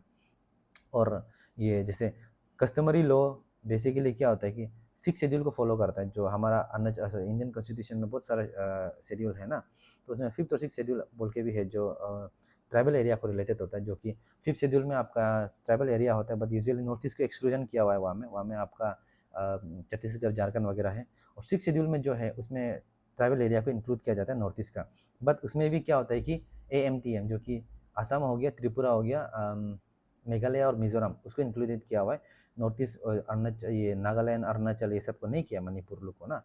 तो इसका भी एक रीज़न है। बट सिमिलरली क्या होता है कि नागालैंड को भी 371 ए आर्टिकल का अंदर कुछ प्रोविजन दिया हुआ है कस्टमरी लॉ को लेके, और अरुणाचल को भी 371 एच के अंदर कुछ कस्टमरी लॉ दिया हो गया। बट अभी फिर से अभी आपको हम ये सब चीज़ समझाया, चिफ्टनशिप का बात में आ ही गया, तो अब सिक्स शेड्यूल का बात भी आ गया, तो आप कंपेरिजन करना है कि कैसे करके इन्वॉल्वमेंट होता है सिक्स शेड्यूल पॉलिटिकल में, कनेक्ट कर दिया आप जो GS2 में। सिमिलरली क्यों शेड्यूल 5 में हम लोग नोटिस इंक्लूडेड नहीं, अच्छा नहीं है तो ठीक है, सिक्स शेड्यूल है उसमें इंक्लूडेड है, उसमें इंक्लूडेड है तो क्या के सिर्फ आसाम, त्रिपुरा, मेघालय और मिजोरम है, अरुणाचल और नॉर्थ ईस्ट सॉरी नागालैंड वगैरह क्यों नहीं है? ठीक है, अरुणाचल और नॉर्थ ईस्ट ये सब नागालैंड वगैरह नहीं है, तो उनका भी अलग से प्रोविजन दिया गया आर्टिकल, जैसे कि 371 ए और 371 एच। तो उसमें देखा गया है कि नागालैंड का तो प्रोविजन हाई है कस्टमरी लॉ को लेके, उसका जो इंटरनल जो पॉलिटिकल चीज़ है उसमें थोड़ा उसको हेल्प मिलता है। बट अरुणाचल में यूजुअली गवर्नमेंट को ज़्यादा पावर दिया गया है, तो ये क्यों ऐसे दिया गया है? और क्वेश्चन ये पूछ सकते हैं, इसका क्या बेनिफिट, डिसएडवांटेज, एडवांटेजेस कैसे हो सकता है ना? तो उसको आप थोड़ा एक्सेप्ट करके आप फॉलो अप कीजिएगा ताकि आपको ईजी लगेगा, ठीक। तो बेसिकली यही है इसका फंडा, जो अभी आपको हम जो बताए विलेज इंस्टीट्यूट और चिफ्टेंशिप सिस्टम का बारे में, यही आपको हम बताएं। ज़्यादा इसमें आप वो कंफ्यूज भी नहीं होना। करंट अफेयर्स में हमेशा आता है यूनिफॉर्म सिविल कोड बोल के आता है, तो इसमें क्या हुआ है क्या नहीं हुआ है, करंट ट्रेंड कैसा सा फॉलो करते रहिए। यूनिफॉर्म सिविल कोड, एक यूनिफॉर्म कोड आ जाएगा हर जगह में बोलने से। मान के चलिए हमारा कस्टमरी जो आपको हम बताए आगे जाके कुछ कुछ चीज़ें जो कि बहुत बहुत सुनने में यूनिक भी लगता है, जैसे किसी का हाथ गरम, लोहा गरम करके हाथ में, अगर चोर है तो हाथ जलेगा, झूठ बोल रहा है से, अगर चोर नहीं है तो हाथ नहीं चलेगा, ये सब रहता है। तो मान के चलो यूनिफॉर्म सिविल कोड आ गया, उनको भी इंक्लूडेड कर लिया हम लोग को, उसके हिसाब से फॉलो करना पड़ेगा बोलने से क्या होता है कि थोड़ा डिसप्रोपोर्शनेट हो सकता है। तो उसके इम्पैक्ट, एडवांटेजेस, डिसएडवांटेजेस क्या क्या है, स्पेशली ट्राइबल एरिया में जो अरुणाचल जैसा में, वो सब चीज़ को आप थोड़ा एक बार जान लीजिएगा ना, क्या है नहीं है। तो बेसिकली इसको आप थोड़ा रिसर्च कर दीजिए, हम आपको हल्का से थोड़ा सा हाईलाइट कर दिया क्या है। तो ये गवर्नेंस और जैसे जीएस पेपर 1 में Indian society tribal area governance, GS paper 2 में गवर्नेंस, ये सब में काम आता है आपका ना, ये ट्रेडिशनल इंस्टीट्यूशंस वगैरह में काम आता है। तो इसका बारे में हो गया। अब सिमिलरली आपका ये है कि natural resources including mines, minerals, water resources, forest, wild life of Arunachal Pradesh, ठीक है। तो इसका भी सिंपल से माइंस एंड मिनरल्स क्या होता है उसके बारे में एक्सप्लेनेशन कर लीजिए। कितना कितना माइंस अवेलेबल है, जैसे ग्राफाइट है कितना है अरुणाचल, इंडिया का 35% रिजर्व जो ग्राफाइट जो अरुणाचल में है उसका क्या इंपॉर्टेंस है, ठीक है। और कौन कौन सा मिनरल्स है, जैसे कि आपका लाइमस्टोन हो गया, dolomite, marble, copper, zinc, quartz वगैरह, तो उसका इंपॉर्टेंस क्या होगा, और कैसे कैसे करके कंपनी वगैरह आके उसको एक्सप्लॉइट कर सकते हैं ताकि इकोनॉमी ऑफ अरुणाचल का बढ़ेगा। और कोई कंपनी आया बोलने से CSR इनिशिएटिव वगैरह देगा, कैसे कैसे कर डेवलपमेंट आ सकता है, आगे बढ़ सकता है, कैसे करके इंडस्ट्री खोल सकते हैं अरुणाचल में, क्योंकि इंडस्ट्री नहीं है अरुणाचल में सच बड़ा वाला।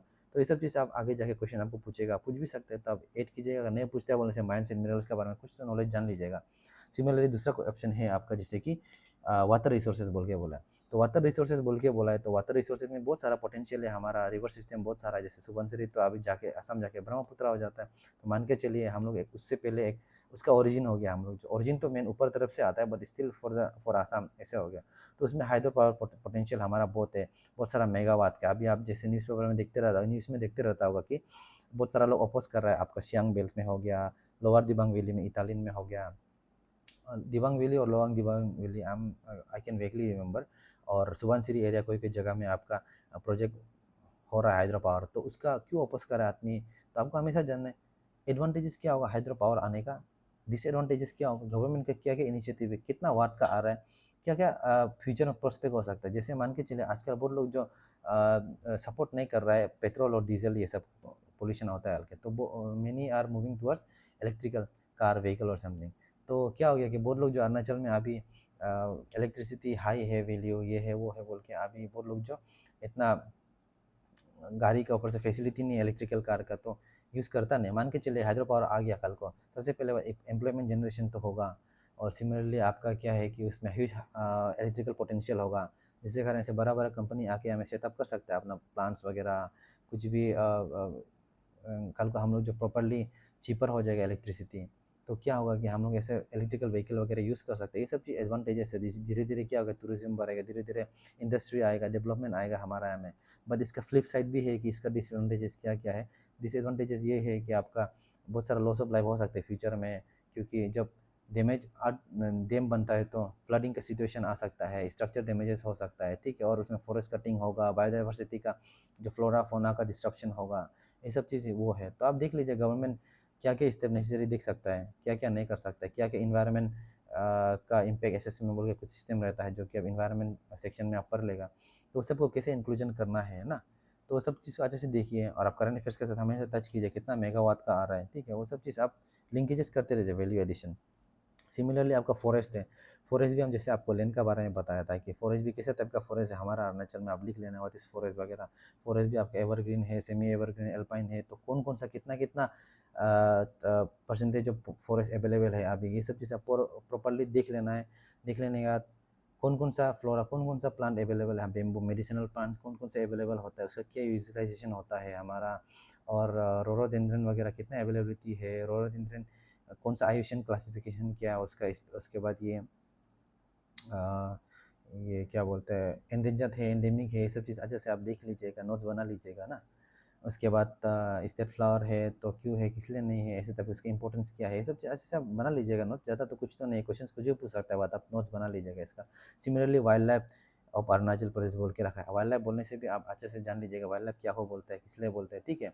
तो सिमिलरली वाइल्ड लाइफ बोलने से आप नेशनल पार्क्स कितना है अपना, जैसे नामदफा, मोलिंग नेशनल पार्क, और बायोस्फीयर रिजर्व कितना है हमारा, टाइगर रिजर्व कितना है, जैसे पाके टाइगर रिजर्व, तो इनका इनका बायोडाइवर्सिटी में एडवांटेजेस क्या है, उसके बाद इन्फ्लुएंसेस क्या है, टूरिज्म के लिए कितना इंपॉर्टेंस है, मान के चलिए कंजर्वेशन में गवर्नमेंट जो क्या क्या स्टेप नेसेसरी एक्शन कर रहा है ना, जैसे कि पक्के डिक्लेरेशन कुछ आया था हमारा, ये कुछ बकरे डिक्लेरेशन बोल के कुछ आया था, जहाँ कुछ करना नहीं करना, डूस एंड डोंट्स वगैरह था, कुछ गाइडलाइंसेस था, वो सबको हमेशा एडिशन कीजिएगा। उसके बाद इसके एडवांटेजेस क्या है, डिसएडवांटेजेस क्या है, और मान के चलिए कल को इसको एनहेंस करना है, और जैसे कि टूरिज्म आगे बढ़ रहा है थ्रू दिस, तो भी कितना लेवल तक बैलेंस करके करेगा ताकि बायो फ्लोरा एंड फौना को भी डिस्टर्ब मत हो और टूरिज्म भी बढ़े। तो ये सब चीज़ अच्छे से देख लीजिए और कितना तक का गाइडलाइंसेस आगे जाके government of India, government of Arunachal Pradesh इसको लेके फोकस करना चाहे, ताकि क्या हुआ कि अभी बहुत कुछ आप देखते हैं कि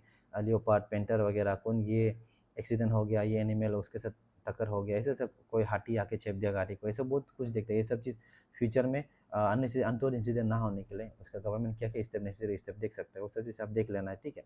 और कैसे कैसे टाइप की स्पेसिस है, कौन कौन सा रिजर्व में, बायोस्फीयर रिजर्व, कौन कौन सा टाइगर रिजर्व में कैसा कैसा स्पेसिस है, कौन कौन सा नेशनल पार्क में कैसा स्पेसिस है, जैसे कि रेड पांडा है, आपका स्नो लियोपार्ड है, आपका हॉर्नबिल हो गया, आपका क्लाउडेड लियोपार्ड हो गया, कहाँ में मिलता है, मिस्मी ताकिन हो गया, कहाँ मिलता है, उसका आईयूसीएन क्लासिफिकेशन क्या है, वो एंडेंजर्ड है ना, एंडेमिक स्पेसिस है ना, क्या है, कितना कितना अवेलेबिलिटी है, और कुछ करंट अफेयर्स से कभी आप ये पढ़ेगा तो पता चलेगा। और जैसे बुगुन बोल के बर्ड है, उसको सिंगचुन, वेस्ट कामेंग में सिंगचुन बुगुन कम्युनिटी है, वो लोग कैसे करके प्रिजर्वेशन कर रहा है, उसको अवार्ड्स भी मिला बाहर से। तो क्या क्या करे, कौन कौन नेसेसरी स्टेप्स दे रहा है, हमेशा आप लिख के रखिएगा ना, तो पता चलेगा आपको बायोस्फीयर रिजर्व क्या को बोलते हैं, नेशनल पार्क क्या को बोलते हैं। एटलास में देखिए, हमेशा नोट कीजिएगा, ठीक है। और नॉर्थ ईस्ट में भी कौन कौन सा नेशनल पार्क, बायोस्फीयर रिजर्व कहाँ कहाँ में है, उसके उसका इंपॉर्टेंस क्या है, यूनेस्को साइट्स किस किस को दिया गया है, किस किस को नहीं दिया गया है, ये सब चीज़ को अच्छे से बना के रखे तो आपको अच्छे से इजीली अवेलेबल नॉलेज मिलेगा, ठीक है। तो ये सब भी आपको पता है कि जीएस पेपर 3 में बहुत इंपॉर्टेंस है रिसोर्स मैनेजमेंट और बायोडाइवर्सिटी को लेके। अभी है दूसरा है कि आपका दूसरा टॉपिक में है आपका location, physiography, climate, biodiversity of Arunachal Pradesh. तो आपका जैसे लोकेशन तो आपको पता है, नॉर्थ ईस्ट का लोकेशन हमारा अरुणाचल प्रदेश, नॉर्थ ईस्ट का लोकेशन हम लोग का कैसे है।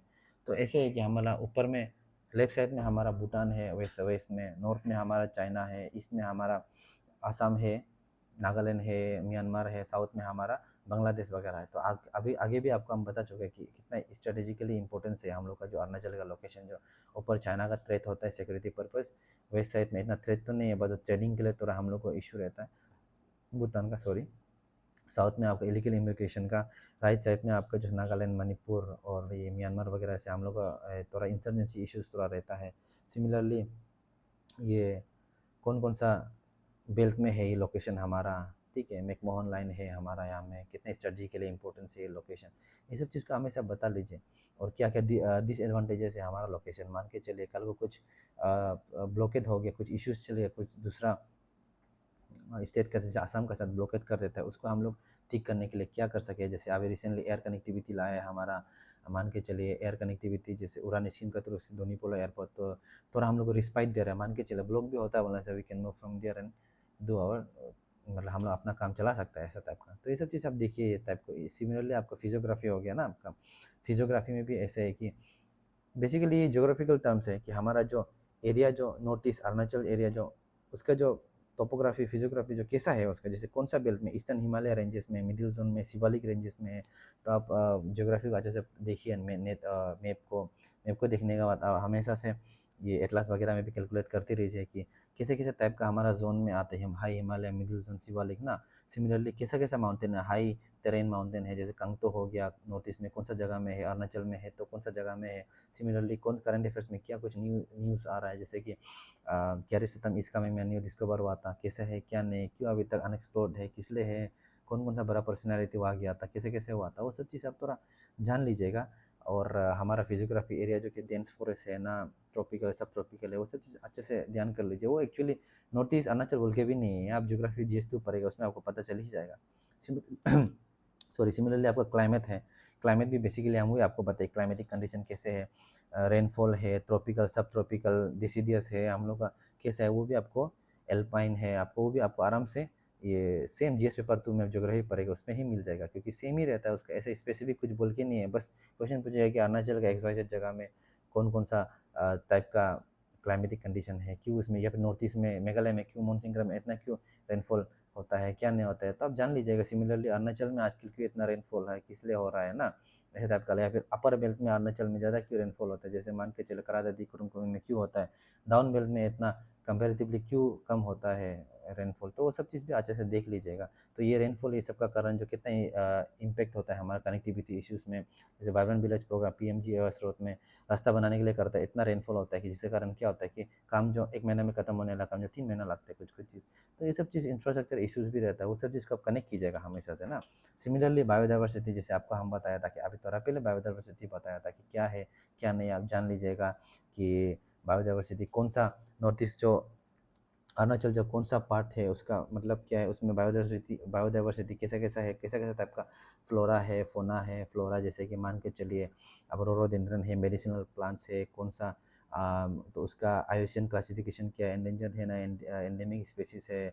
फोना है तो मतलब कैसा टाइप का बर्ड है, ठीक है, बर्ड्स एनिमल्स वगैरह कैसे कैसे है, हॉर्नबिल वगैरह उसका अभी गवर्नमेंट क्या क्या इनिशिएटिव ला रहा है उसको बचाने के लिए भी, किस टाइप का उसका आईयूसीएन क्लासिफिकेशन है, वो सब चीज़ का अच्छे से देख लीजिए, नोट्स बना लीजिए, क्योंकि ये लोग बहुत important GS paper 1 point of view से, जैसे कि आपका फिजिकल ज्योग्राफी और क्लाइमेटिक जोन हो गया, और जीएस पेपर 2 में हो गया आपका बायोडाइवर्सिटी कंजर्वेशन बोल के, ठीक है। तो इसको आप अच्छे से देख लीजिए, और प्लस ये जो प्रीलिम्स में बहुत काम आएगा कि कौन सा कितना नेशनल पार्क है, कितना पके तैयार काम में बोलता है, उसका कुछ डिक्लेरेशन का कुछ कुछ अंदर में गाइडलाइंस होगा, उसको आप देख लीजिए, कभी पॉइंट फैक्चुअल चीज़ आपको पूछ सकता है, ठीक। तो ये हो गया। अभी दूसरा है आपका social trade commerce and economy of Arunachal Pradesh. सबसे पहले बात, आप ट्रेड कॉमर्स एंड इकोनॉमी बोलने से आप समझ जाना चाहिए कि इसका मतलब क्या है। ट्रेड एंड कॉमर्स का मतलब क्या है कि कुछ लेन देन, खरीदना और बेचना, ठीक है, कॉमर्स सिस्टम। तो आप इजी वे में अभी इन जनरल पर्सपेक्टिव में बोला जाए, इसका आप मीनिंग लिख लीजिए। लिखने के बाद आप देख लीजिए कि अरुणाचल में अभी ट्रेड एंड कॉमर्स कैसे हो रहा है, नहीं हो रहा है। मान के चलिए हमारा बहुत सारा चीज़ जो जैसे कीवी का कुछ वाइन वगैरह बन रहा है, वो जो बाहर जा रहा है, और बहुत सारा हम लोग का हैंडीक्राफ्ट्स बनता है वो बाहर जाता है, कुछ आइटम्स पिकल वगैरह बनते हैं वो बाहर जाता है ना। सिमिलरली जैसे मणिपुर, नागालैंड वगैरह से वहाँ से हम लोग को भी आता है। तो ये कैसे करें, ट्रेड एंड कॉमर्स कितना तक हो रहा है, उसमें क्या क्या करना पड़ता है ट्रेड एंड कॉमर्स के लिए, क्या क्या एडमिनिस्ट्रेटिव पॉइंट ऑफ व्यू से क्या क्या पेपर वर्क वगैरह रखता है। सिमिलरली गवर्नमेंट जो कैसे करके अभी इसको अपलिफ्टमेंट कर रहा है, जैसे मान के चल गवर्नमेंट जो ARSLM जो कि Arunachal state rural livelihood mission बोल के एक डिपार्टमेंट है, उसका थ्रू से ग्राउंड लेवल में जाके एसएचजी लोग को वो करता है, बूस्ट करता है, उन लोग को सपोर्ट करता है, कुछ लोन्स देता है उन लोग को, कुछ कुछ गवर्नमेंट का थ्रू से सपोर्ट देने की इनिशिएटिव का थ्रू से वो लोग को एक मार्केट क्रिएशन करवाता है, जिसको वो लोग जो क्या करता है कि खुद का ऑन पिकल वगैरह कुछ कुछ बनाता है, ठीक है, ऑयल्स वगैरह बनाते हैं जिसको वो लोग सेल कर सकता है मार्केट में, ज़्यादा अच्छे से अच्छा क्वालिटी होने से वो लोग जो बाहर भी सेल कर पाएंगे। जैसे नागालैंड मणिपुर का हम लोग को बहुत सामान दिखाई मिलता है, पिकल वगैरह यहाँ में, ठीक है, अखोनी वगैरह, तो हम लोग बाहर बेच सकते हैं। तो ये सिमिलरली हम लोग जैसे ट्रेड एंड कॉमर्स कर सकते हैं। तो उसका चैलेंजेस क्या है, क्या इश्यूज़ है, जैसे मान के चलिए अगर क्रॉस बॉर्डर करेगा तो हम लोग को ये जैसे नागालैंड साइड में अगर हम लोग ट्रांसफ़र क्रॉस बॉर्डर करेगा बोले इंसर्जेंसी का इशू आ सकता है, साउथ में करेगा बोले नीचे में इलीगल इमिग्रेशन का इशू आ सकता है। सिमिलरली हम लोग इतना टच नहीं है अरुणाचल का, ठीक है, उसको गवर्नमेंट कैसे सपोर्ट करना है वो सब चीज़ आप धीरे धीरे करंट अफेयर्स के थ्रू से भी आप टच कर लीजिएगा। सिमिलरली हमारा ये ट्रेड कॉमर्स और इकोनॉमी का बारे में बात करना, इकोनॉमी अरुणाचल में क्या क्या इकोनॉमी है, इकोनॉमी एज सच हमारा प्रॉपर इंडस्ट्री तो है नहीं, कुछ भी बड़ा इंडस्ट्री तो है नहीं, but yes we have economic, हम लोग इकोनॉमिक सस्टेन होता है क्या से, जैसे एग्रीकल्चर हॉर्टिकल्चर हो गया आपका, हैंडीक्राफ्ट्स और हाइड्रो पावर से। जैसे कि एग्रीकल्चर बोलने से आपका जैसे कि राइस कल्टीवेशन हो गया आपका, राइस कल्टीवेशन राइस का बहुत सारा वो है आपका वेराइटीज़ होता है। सिमिलरली हॉर्टिकल्चर में आ गया आपका कीवी, ठीक है, एप्पल, ऑरेंज, पाइनएप्पल हो गया। जैसे कि एग्रीकल्चर में जैसे हम बोलेंगे राइस कल्टीवेशन वगैरह हो गया, तो उसको क्या होता है कि प्रॉपर्ली मार्केट देना है। गवर्नमेंट कैसे करके मार्केट दे सकते हैं, जैसे पीएम किसान हो गया तो फार्मर को थोड़ा सा इंसेंटिव देते हैं, जिससे फार्मर थोड़ा बूस्टिंग होकर काम करता है, ठीक है। तो सिमिलरली गवर्नमेंट और क्या क्या कर सकता है, ठीक, अ, और ये इकोनॉमी को बढ़ाने के लिए through rice cultivation and all. अभी क्या हो गया कि पीडीएस सिस्टम आने के कारण बहुत लोग जो लेजी हो गया, क्योंकि फ्री चावल मिलता है, ठीक है, अकॉर्डिंग टू योर ये स्ट्रक्चर, जैसे मान के चलिए आप कौन सा लेवल में है, आपका इनकम कितना है, तो उसके हिसाब से आपको मिलता है, ठीक। सिमिलरली हॉर्टिकल्चर में भी ऐसे हो गया कि आपका कीवी हो गया कल्टीवेशन ज़ीरो में, ऑर्गेनिक कीवी हैवी है आपका, ऑरेंजेस दाम्बुक एरिया में है आपका, एप्पल्स है west Kameng town, west Kameng ऐसे में है आपका, and then pineapple Basar area ऐसे में। तो ये सब चीज़ को कैसे करके आगे गवर्नमेंट जो पुश कर सकता है, इतना सारा हम लोग का फैसिलिटी होने का कारण में, जैसे कीवी के थ्रू से नारा आवा वाइन जो इंस्पायर होकर बनाया है, जो ज़ीरो में है।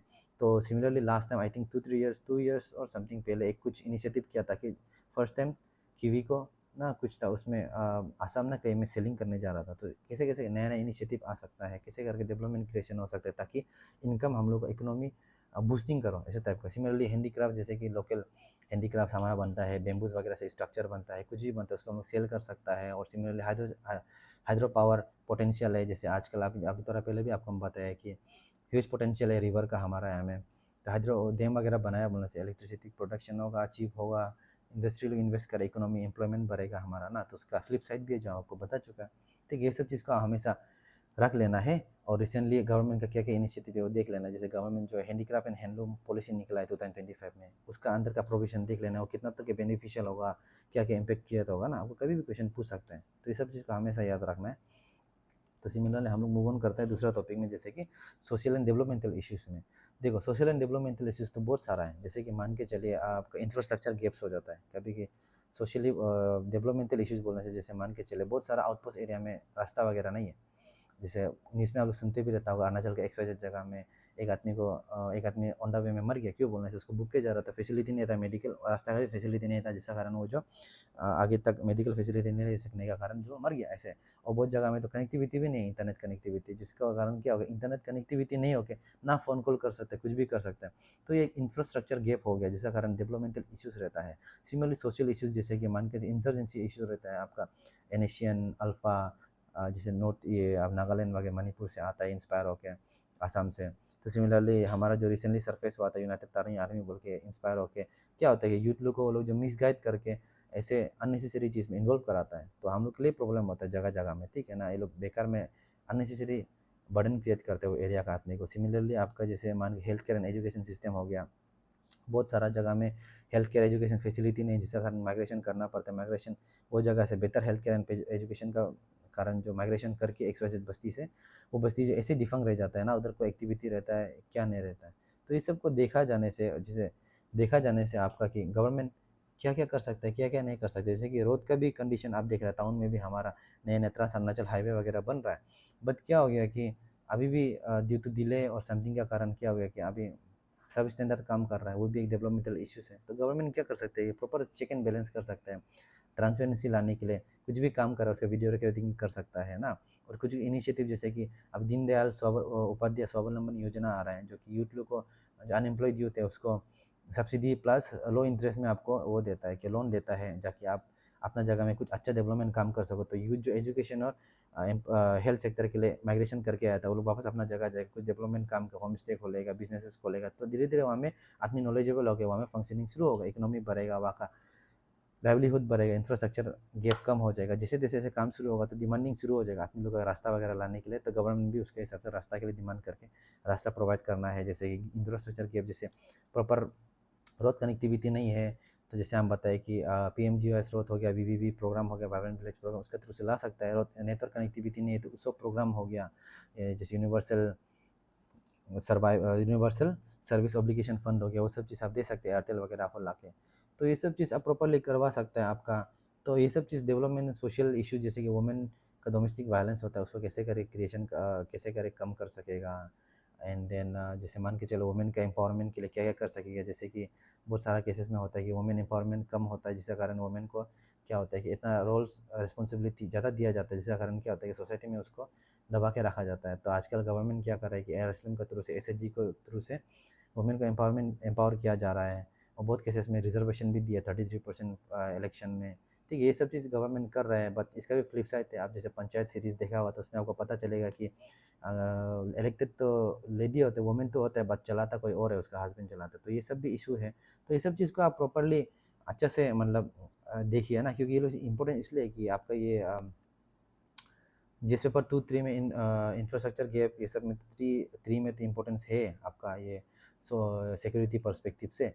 दूसरा है कि GS पेपर 2 में गवर्नेंस ये सब में आपको इम्पोर्टेंस है। तो सोशल एंड डेवलपमेंटल इश्यूज तो आपको अरुणाचल का तो कभी ना कभी करंट अफेयर्स में मिल ही जाएगा। तो उसको आप जैसे भी अभी हम जो जैसे बोला है वो सब चीज़ को हमेशा आप जो टच करें, नोट्स बना के रखना है, ताकि क्या होगा कि आपको हमेशा सोशल इश्यू, जैसे कभी देखता है कि आप पोक्सो केसेस कुछ देखते हैं, XYZ ऐसे ऐसे हो गया। एक तो हो गया पोक्सो केसेस क्या है, पोक्सो केसेस में क्या क्या ऑब्जेक्टिव होता है। ठीक है, तो मान के चलिए उसका किसी मिसयूज़ करता है, तो उसके बाद पुलिस का क्या रोल होता है उसमें, गवर्नमेंट क्या क्या इनिशिएटिव कर सकता है। तो ये सब चीज़ हमेशा देखना है केसेस। और जैसे लैंड टाइटल डिस्प्यूट होता है उसमें भी क्या क्या सोशल सोसाइटी का इन्वॉल्वमेंट होता है, सोशल केसेस होता है। ये सब चीज़ आप प्रॉपरली देख लीजिए, ताकि क्या हुआ कि आपको अरुणाचल का न्यूज़पेपर आप पढ़ते रहने से आपको और अच्छे से पता चलेगा। हाँ, तो अभी है हमारा ये मैकमोहन लाइन। ठीक है, मैकमोहन लाइन का ऊपर अभी हम लोग बात करते हैं। तो सबसे पहले बात, मैकमोहन लाइन ज़्यादा कुछ नहीं है, आपको सिर्फ जानना है कि मैकमोहन लाइन, जैसे जैसे आपको हम आगे भी बताया कि एक बुक पढ़ेगा आप, मैकमोहन लाइन का बड़ा फ़ायदा नहीं, इसलिए आप क्या स्मार्ट स्ट्रैटेजी करना है। तो मैकमोहन लाइन के बारे में आप कैसे पढ़ना है कि मैकमोहन लाइन क्या है ना। जैसे मान के चले मैकमोहन लाइन जो डिमार्केटेड एरिया है अरुणाचल और चाइना का, तो मैकमोहन लाइन जो कौन से LOC में आता है ना, LAC में आता है। ठीक है, LAC में आता है। और मैकमोहन लाइन को कौन जो नाम दिया था उस समय, सर हेनरी मैकमोहन ने नाम दिया था उस समय, ब्रिटिश का आई थिंक जनरल था, समथिंग कुछ था, I am not so sure. तो उसने नाम दिया था। उसके बाद इसका स्ट्रेटेजिक इम्पोर्टेंस क्या था, यही था कि ब्रिटिश इंडिया को लगता था कि चाइना से उसको थ्रेट मिलता है ना, तो थ्रेट मिलने का कारण क्या था कि वो जो है इसको लाइन दिया गया था, जिसका कारण क्या होता है कि अभी यहाँ से कुछ भी होने से आपको चाइना को सिक्योरिटी पर्पस हम लोग को प्रोटेक्ट करना पड़ेगा। नॉर्थ ईस्ट जो उस समय अरुणाचल नहीं था, नॉर्थ ईस्टर्न फ्रंटियर ट्रैक बोलता था उसको, तो बेसिकली स्ट्रेटेजिक पर्पस से रखा हुआ था। तो सिमिलरली अगर अभी ये पर ही लिया बोलने से, उसका लेंथ कितना है, और ये मैकमोहन लाइन जो कब शुरू हुआ था, चाइना का बीच में है, तो चाइना एग्री करता है क्या ये मैकमोहन लाइन को। ठीक है, LAC को क्या डिस्प्यूटेड है, ये सब चीज़ आप पूरा पढ़ लेना है, आपको नेट में मिल जाएगा सर्च करने से। सिमिलरली आप मैकमोहन लाइन पढ़ ही रहा है बोलने से, LAC पढ़ ही रहा है बोलने से, आप जान लेना है कि LAC और LOC का डिफरेंस क्या है, लाइन ऑफ एक्चुअल कंट्रोल और लाइन ऑफ कंट्रोल का डिफरेंस क्या है। लाइन ऑफ कंट्रोल किसका बीच में आता है, POK, पाकिस्तान ऑक्युपाइड कश्मीर। तो LAC क्या ये एग्रीएबल है, क्या ये डिमार्केटेड प्रॉपरली है, तो उसको आप जान लेना है, नहीं है। और इसको चाइना जो नहीं मानता है इसको। सिमिलरली POK प्रॉपरली डिमार्केटेड है इसको। ठीक है, ये सब चीज़ क्या है, तो डिफरेंस है, सिमिलरिटी सब जान लेना है इसका। और अच्छा से POK जो कौन सा ट्रीटी का थ्रू से हुआ था, और LAC मैकमोहन लाइन भी क्या रीज़न से हुआ था, वो चीज़ आप प्रॉपरली जान के आप नोट्स बना के रख लीजिए, ताकि आपको क्या होगा कि ये एक प्रॉपर हैंड्स ऑन आंसर मिल जाएगा इसका, अवेलेबल है नेट में इसका ऊपर ना। और अभी आता है सबसे मेन पार्ट, लास्ट पार्ट हो गया, बस सबसे मेन पार्ट है ये administrative evolution of Arunachal Pradesh. ठीक है, administrative evolution of Arunachal Pradesh. सबसे पहले क्या है कि आप देखना है कि अरुणाचल का तो एडमिनिस्ट्रेटिव इवोल्यूशन तो बहुत हुआ है। ठीक है, इसमें आप सबसे पहले बात ऐसे, जो जितना टॉपिक्स में ये टॉपिक्स ये दिया हुआ है ना, इसका प्रॉपरली नोट्स बना लीजिए पहले, क्योंकि अवेलेबल है इसका PDF वगैरह भी गवर्नमेंट का वेब ऑनलाइन में अवेलेबल है। और इसको आप जान लेना है कि हर एक, जैसे Bengal eastern frontier regulation act, जो इसका मतलब क्या था, ऑब्जेक्टिव क्या था, क्यों लाया गया था, किस लिए लाया गया था। ठीक है, ये जो Assam frontier administrative justice system से कैसा डिफरेंस है, क्या सिमिलरिटीज है दोनों में, ठीक है।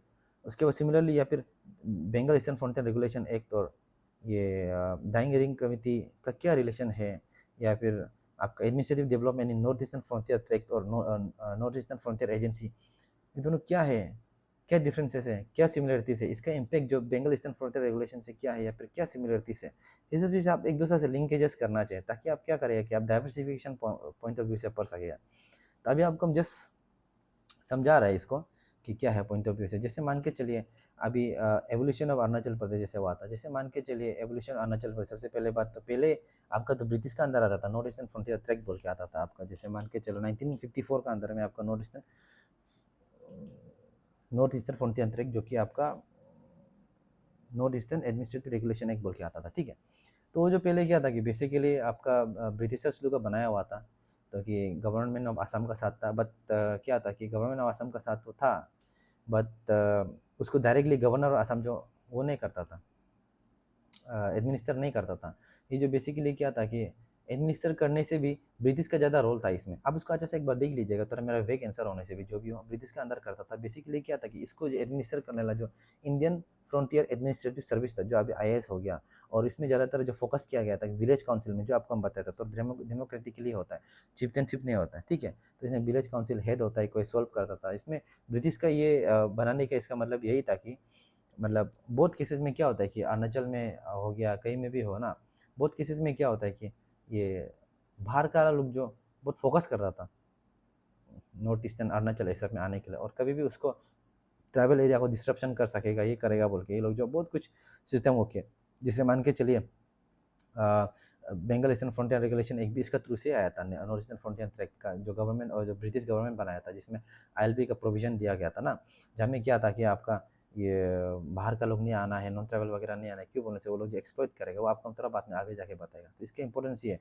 तो अगर आप पढ़ ही रहे जैसे नॉर्थ ईस्टर्न फ्रंटियर ट्रैक्ट का पढ़ ही रहे ना, तो हमेशा पढ़ना है कि ये जो किसका अंदर था, ठीक है। तो नॉर्थ ईस्टर्न फ्रंटियर ट्रैक्ट जो किसका अंदर था, मान के चलिए ये था अभी government of control of government, ये ब्रिटिशर्स के कंट्रोल में था, बट गवर्नमेंट ऑफ असम का अंदर में था। बट मोर और लेस आपका क्या था कि ब्रिटिशर्स लोग चलाता था, एडमिनिस्ट्रेशन जो पूरा ब्रिटिशर्स लोग करता था, ठीक है। ताकि इसका जो मतलब ये प्रॉपरली चेक एंड बैलेंस कर सके, सिक्योरिटी पर्पस तिब्बत वगैरह से होता था, और अंदर का भी तरह से ऑनलाइन कंट्रोल भी करना था, ठीक है ना। क्या तो हमें से इसको देख लेना है कि किसका अंदर में था। जैसे कि आपका ये मिनिस्ट्री ऑफ एक्सटर्नल अफेयर्स का अंदर में पहले आता था, तो उसका पर्पस क्या था एक्सटर्नल अफेयर्स के अंदर में आने का। रीज़न यही था कि यूजुअली क्या था कि ब्रिटिश गवर्नमेंट जो थोड़ा एक्सटर्नल चीज़ को देखता था उसके वो करता था। आप तो नेट में सर्च कर लीजिएगा और हमेशा सर्च कीजिएगा कि इसका जो सिमिलरिटीज और डिफरेंसेस जो नेफा से क्या है, NEFT का सिमिलरली, और कौन कौन सा उस समय जो ट्रैक ट्रैक बोला जाता है, कौन कौन सा ट्रैक का डिवीजन हुआ था। जैसे कि मान के चलो कितना में डिवाइड था, जैसे आपका सदिया था फ्रंटियर ट्रैक था, आपका लखीमपुर फ्रंटियर ट्रैक था, बालीपारा फ्रंटियर ट्रैक था। आपको कुछ भी क्वेश्चन पूछ सकते हैं, how many tracks were there in NEFA for example. आपको प्रीलिम्स में पूछ सकते हैं, मेंस में आपको पूछ सकते हैं कि कौन कौन सा ट्रैक था, उसका रेस्पॉन्सिबिलिटी क्या क्या था, कौन कौन सा जगह का था। इसको आप पढ़ लीजिए, जान लीजिए, मैप में देख लीजिए सदिया कौन सा जगह, बालीपारा कौन सा जगह में है, लखीमपुर कौन सा जगह में। जैसे कि बालीपारा आपको मालूम चलेगा आसाम में है। जैसे आपको थोड़ा पहले बताया था लैंडस्लाइड का बारे में भी, कि लैंडस्लाइड का जैसे रिसेंटली 26 अगस्त में लैंडस्लाइड हुआ था BCT हाईवे में, जो कि लैंडस्लाइड का नेचुरल हैजर्ड में ना लैंडस्लाइड का क्या इशूज़ रहता है बोल के। जैसे कि लैंडस्लाइड वो जो BCT highway Balipara Charduar Tawang road है उसमें हाईवे, तो उसमें क्या लैंडस्लाइड होने का कारण क्या हो गया कि पूरा ब्लॉकेज हो गया था, जिसमें बहुत स्ट्रेटेजिक रोड था ये जो। तो क्या हो गया कि साफ़ सुथरा करने के लिए, उसको सफा वफा करने, अनब्लॉक करने के लिए बहुत समय लग गया। तो इकोनॉमिक इम्पोर्टेंस, स्ट्रेटेजिक इम्पोर्टेंस जो ये रोड जो बहुत है बोल के इसको क्वेश्चंस में बहुत आ रहा था इसका, ठीक है। तो लैंडस्लाइड का क्या इशू हो सकता है ये BCT हाईवे को, इसका अगर आप पढ़ेगा बोलने से इसको वो देखना है कि इसका जो इन्फ्लुएंस जो मतलब क्या अल्टरनेटिव हो सकते हैं फ्यूचर में, ताकि ऐसा प्रॉब्लम मत आओ। जैसे सेला टनल था, ऐसे टाइप का आप जो प्रॉपरली एक नया टनल बना सकता है। और ये जो BRO का अंदर आता है, ठीक है, और ये लाइन ऑफ एक्चुअल कंट्रोल का अंदर पूरा स्ट्रेटेजिकली मिला हुआ है चाइना से। तवांग तो चाइना कितना सामने, आप न्यूज़ में भी देखते रहता होगा कि तवांग से अब चाइना में दिखाई देता है, कुछ कंस्ट्रक्शन वगैरह चल रहा है, सी जिनपिंग का पूरा फोटो लगाया गया है, ऐसे ऐसे टाइप का ना। तो बेसिकली ये सब चीज़ क्वेश्चन आता है, नेचुरल हैजर्ड लैंडस्लाइड से ये सब चीज़ कितना डेवलपमेंटल एक्टिविटीज़ को प्रॉब्लम किया जा सकता है ना। तो सिमिलरली ये सब ट्रैक को अब याद कर लेना है, तब क्या होता है कि आपको अगर क्वेश्चन पूछा बोलने से अब ये सब चीज़ रिलेवेंट करंट अफेयर्स के साथ आप लिंकेज कर सकता है। तो सिमिलरली उसके बाद ऐसे पूछा गया था कि कौन कौन NEFT वॉज रिकॉग्नाइज इनटू कितना सारा ये 1946 में एडमिनिस्ट्रेटिव बैकग्राउंड तो आपका सदिया बालीपारा लखीमपुर था, बट रीऑर्गेनाइज कितना तक किया था डिवीजन को, जैसे सब डिवीजन होता है सर्कल होता है वैसे सब डिवीजन हो गया सदिया बालीपारा लखीमपुर, सर्कल्स हो गया कितना, तो सर्कल्स भी आपका जैसे तिरा फ्रंटियर ट्रैक बोल के है, आबोर हिल्स बोल के है, मिसमी हिल्स बालीपारा, ये सब चीज़ को आप जान लीजिएगा कि कितना कितना ट्रैक में डिवीजन हुआ था नहीं हुआ था, तो प्रॉपरली रिकॉग्नाइज कीजिएगा उसके डिफरेंसेस क्या था नेफा से ना। तो इन शॉर्ट ये गवर्नर ऑफ आसाम का अंदर में था, बट ब्रिटिश गवर्नमेंट के लिए काम करता था ये जो, और यूजुअली फॉरेन डिपार्टमेंट का अंदर था, तो मिनिस्ट्री ऑफ एक्सटर्नल अफेयर्स जो देखता था इसको ना, और बहुत स्ट्रेटेजिकली इंपॉर्टेंस था ये। और सिमिलरली अभी आपको पूछा जाएगा कि नेफा का रोल क्या है इसमें, और नेफा का, ठीक है, नेफा का मतलब कि नॉर्थ ईस्टर्न फ्रंटियर एजेंसी, तो नेफा जो बेसिकली आफ्टर NEFT को तुताने के बाद नेफा बना था, तो नेफा बनने का तो मिनिस्ट्री ऑफ एक्सटर्नल अफेयर्स का से मिनिस्ट्री ऑफ होम अफेयर्स के अंदर में आ गया, ठीक है। I am not so sure, I think ministry of home affairs के अंदर में आ गया था शायद, मोस्ट प्रोबेबली होम अफेयर्स के अंदर में आने का वो जो क्या हो गया कि आपका गवर्नर ऑफ आसाम जो उसको चलाता था, गवर्नमेंट ऑफ आसाम जो, ठीक है, जितना भी कुछ भी करेगा आपका उसमें, तो वो प्रेसिडेंट का बिहाफ में काम करता था गवर्नर ऑफ आसाम का आसाम में, तो वो भी बेसिकली स्ट्रेटेजिकली इंपॉर्टेंस था, वो भी बहुत स्ट्रेटेजिकली इंपॉर्टेंस था ना, क्या है नहीं है, तो ऐसे करके आप देखना है कि NEFT नेफा में क्या डिफरेंसेस था, एक तो मिनिस्ट्री ऑफ एक्सटर्नल अफेयर्स, एक तो जो मिनिस्ट्री ऑफ होम अफेयर्स, एक तो जो मतलब आपका गवर्नर ऑफ आसाम का अंदर में तो था, बट ब्रिटिश गवर्नमेंट के लिए काम करता था, क्यों करता था, क्योंकि उस समय अभी तक ब्रिटिश गवर्नमेंट इंडिपेंडेंस नहीं मिला था, ठीक है ना, ऐसे ऐसे हुआ था। तो 1947 उससे पहले से था, 1945 तक NEFT का अंदर, 1954 ना, तो ब्रिटिश गवर्नमेंट का जो 1947 का बाद भी जो जो NEFT ट्रैक्स था, तो ब्रिटिश गवर्नमेंट के लिए काम करता था उसका, क्योंकि कुछ कुछ चीज़ रह गया था ऐसा टाइप का, आप देखना है डायरेक्ट नहीं था उसके नेफा में आपका कुछ कुछ सिस्टम जो बदल गया था, तो आप इसको नेट में एक बार सर्च कीजिएगा, शायद मेरा भी कुछ कुछ नॉलेज जो वेग हो रहा है ना उसको आप अच्छे से पॉलिश कर लीजिए, बस आपको हम बता रहे हैं कैसे करना है बोल के। सिमिलर नेफा में क्या इंपॉर्टेंस रोल था गवर्नमेंट का, उसमें कैसे करके आगे काम करता था, क्या डिफरेंसेस था NEFT का साथ।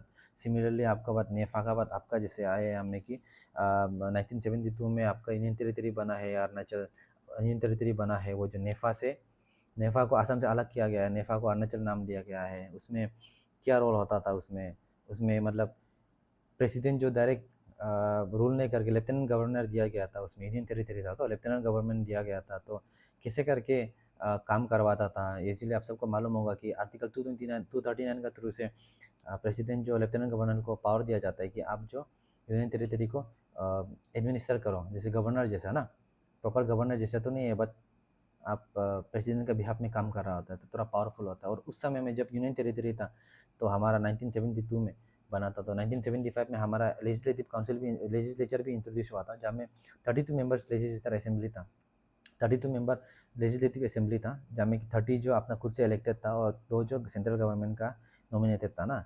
तो उसको आप देखने कब हुआ था इलेक्शन, फर्स्ट 1978 में हुआ था, एंड देन चीफ मिनिस्टर उस समय इलेक्शन इलेक्टेड हुआ था ना नहीं हुआ था, काउंसिल ऑफ मिनिस्टर इलेक्टेड हुआ था ना नहीं हुआ था, हाँ हुआ था, तो कौन था first chief minister, council of minister कौन कौन था, पोजीशन क्या क्या था, ठीक है।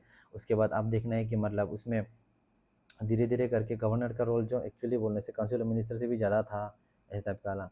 तो सिमिलरली आप देखना है कि ये उस समय आर्टिकल ये होने से भी आपका अपने में सर्च करिए कि कितना पॉलिटिकल पॉइंट ऑफ व्यू से यूनियन टेरिटरी को अरुणाचल गवर्नमेंट लेजिस्लेटिव असेंबली से चलाता था, ठीक है, और कितना जो गवर्नर का रोल था उसमें, और कितना वो जो यूनियन टेरिटरी होने के बाद आपका नेफा से डिफरेंसेस था, सिमिलरिटीज़ क्या क्या था, NEFT से डिफरेंसेस क्या था, सिमिलरिटीज़ क्या क्या था, वो सब आप देख लीजिएगा। उसके बाद धीरे धीरे आपका 1987 में 20 फरवरी में हम लोग स्टेट उद्यान मिला, ठीक है।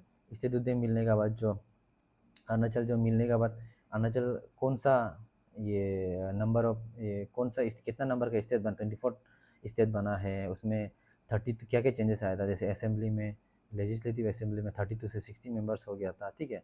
तो बेसिकली ये जो आपको दिखाता है कि आपका जिस पेपर 2 में भी है फेडरल एवोल्यूशन ऑफ इंडिया का ना, तो ये सब चीज़ में दिखाता है। और सिमिलरली आपका बहुत सारा अदर डिस्ट्रिक्ट नॉर्थ ईस्ट का कौन कौन सा स्टेट का साथ इनको स्टेट उद्यान मिला था, वो सब चीज़ का आपको नाम दिया गया है, ठीक है। वो सब चीज़ को आप नेट में सर्च कर लीजिएगा प्रॉपरली। सिमिलरली आपका जैसे हम आगे बताया था आपका Bengal eastern frontier regulation act है, तो Bengal eastern frontier regulation act का मतलब क्या है 1873, तो इसका मतलब क्या है, आप देख लेना है कि इसमें मतलब ये था कॉलोनियल एरा का लॉ था इसमें।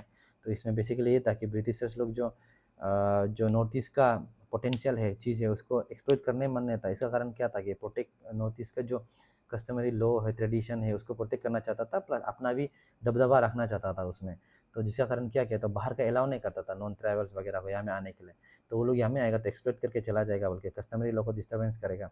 तो ब्रिटिशर्स लोग क्या करता था कि एश्योरेंस देता था कि आप लोग लोकल वे में करिए काम, हम लोग डिस्टर्ब नहीं करेंगे, बट हम लोग एडमिनिस्टर कर रहे हैं।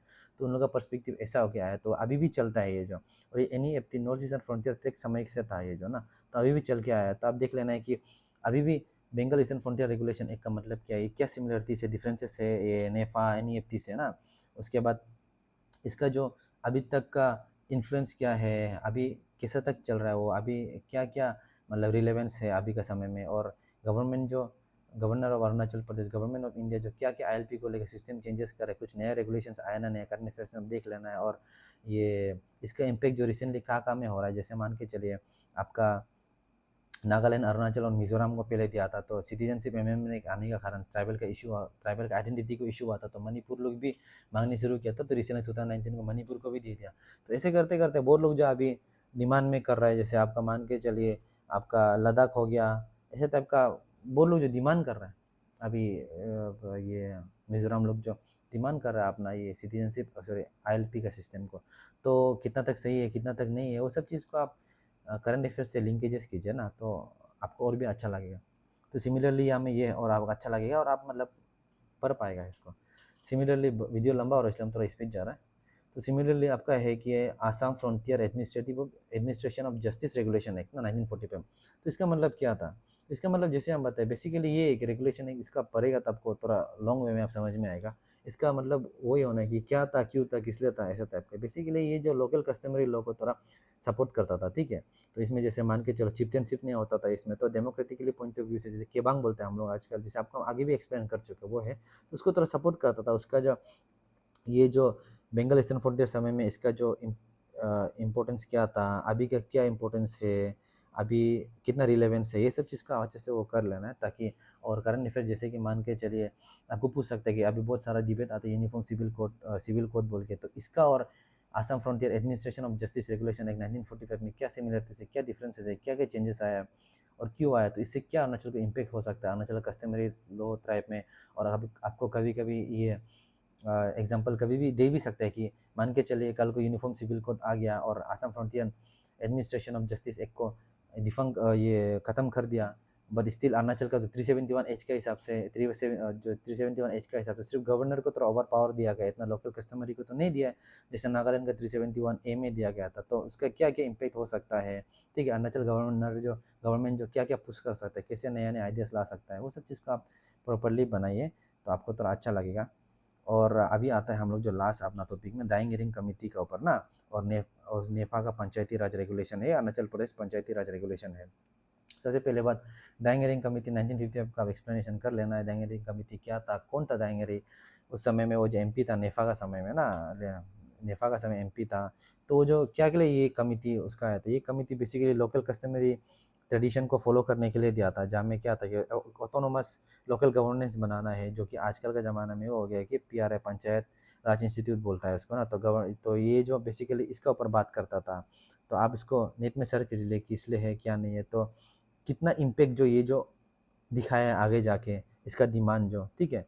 जैसे फादर ऑफ पंचायती राज बोलते हैं अरुणाचल का इसको, दाइंग हियरिंग को क्यों बोलना चाहिए, इसका कारण जो हमें धीरे धीरे करके एजेंसी पंचायती राज लोकल गवर्नेंस सिस्टम जो आने शुरू किया था, उसका पहले ऐसे कुछ प्रॉपरली फॉर्मली फाउंडेशन नहीं था लोकल गवर्नेंस को लेके। हर कोई करता था कस्टमरी, बट ऐसे पंचायती राज लोकल कुछ इस्टेब्लिश नहीं था। तो सिमिलरली दाइंग हियरिंग कमेटी का कारण जो क्या हो गया कि नेफा का ये पंचायती राज रेगुलेशन आया है 1967 में, जिसमें क्या गया था कि पंचायती राज सिस्टम को इन्वॉल्व किया गया था, जहाँ में लोकल कस्टमरी लॉ खुद का अरुणाचल में भी किया गया था। जिसमें क्या था कि जैसे हम बोला सेम है डेमोक्रेटिकली पॉइंट ऑफ व्यू से PRI कुछ भी इशू होता है उसमें 3 टियर था, जैसे कि मान के चलो ये ज़िला, उसके बाद अंचल, और ये नहीं, इसमें इसमें पंचायती राज रेगुलेशन, नेफा का पंचायती राज रेगुलेशन ऐसे कुछ नहीं था। इसमें सिर्फ क्या कि ट्राइबल सिस्टम में पंचायती राज रेगुलेशन सिस्टम सिर्फ लाया गया था। इसमें आपको ऐसे कुछ 3 टियर नहीं लाया था। इसमें आपका क्या था कि मतलब जस्ट विलेज काउंसिल होगा, बट उसको एक प्रॉपर्ली फॉर्मली लोकल गवर्नेंस का टाइटल दिया गया था, ठीक है ना? धीरे-धीरे उसको नेट में सर्च कर लीजिएगा, आपको कुछ एक्सप्लेनेशन प्रॉपर्ली करना है बोलने से, क्योंकि हम जस्ट एक रफली एस्टीमेट बनाया था। सिमिलरली उसको आगे जाके अरुणाचल प्रदेश पंचायत राज एक्ट बनाया 1997 में। उसमें प्रॉपर्ली इसको फॉर्मली 73rd कॉन्स्टिट्यूशनल अमेंडमेंट का थ्रू से एडॉप्ट किया गया था पंचायती राज बोल के, और उसको प्रॉपर्ली नाम दिया गया 3 टियर पंचायती राज सिस्टम दिया गया है, जहाँ में आपका सबसे टॉप में है जिला, बीच में है आपका अंचल, उसके बाद आपका लास्ट में है आपका एक ग्राम पंचायत जो। तो क्या होता है कि इसका सेम है, इसमें भी वुमेन का रिजर्वेशन भी प्रॉपर्ली दिया गया था, 33% दिया गया था। इसमें बेसिकली यही था कि ये लोग जो अच्छे से रोल प्ले कर पाएगा, गवर्नमेंट जो ग्रास रूट लेवल में डेवलपमेंट कर पाएगा, कुछ भी इनिशिएटिव कुछ भी प्रॉब्लम होता है लास्ट ग्रास रूट लेवल में सोल्व करेगा और टू द पॉइंट सोल्व करेगा बोल के। उसके बाद रिसेंटली फिर से अब समय हो गया, बट गवर्नमेंट ऑफ अरुणाचल जो फिर से चेंज करके 3 टियर को 2 टियर किए। क्यों किया? जैसे अंचल को हटा दिया बीच का, सिर्फ जिला और ग्राम पंचायत लाया। तो इसका रीज़न क्या था? क्यों है? कितना बेनिफिशियल हो रहा है? अभी कितना रिलेवेंस है? जैसे मान के चले पहले 3 टियर था, जिला, अंचल, ग्राम। तो पहले क्या था, ये जिला से कुछ भी डेवलपमेंट एक्टिविटीज़ पहुँचते ग्राम तक आता था, सॉरी अंचल तक आता था। अंचल तक आने से ग्राम तक भी नहीं पहुँचता था, पहुँचने से भी कोई-कोई जगह में सिर्फ पहुँचता था, जिसके कारण ग्रास रूट लेवल नीचे में डेवलपमेंट नहीं होता था। तो जब से इसको हटा है, तो क्या हो गया कि जिला और ये ग्राम के बीच में अब ईज़िली कम्युनिकेशन होता है, बीच का मिडलमैन गायब हो गया, तो क्या होता है ईज़िली इनको अभी ग्रास रूट लेवल में चेंजेस दिखाई मिलता है।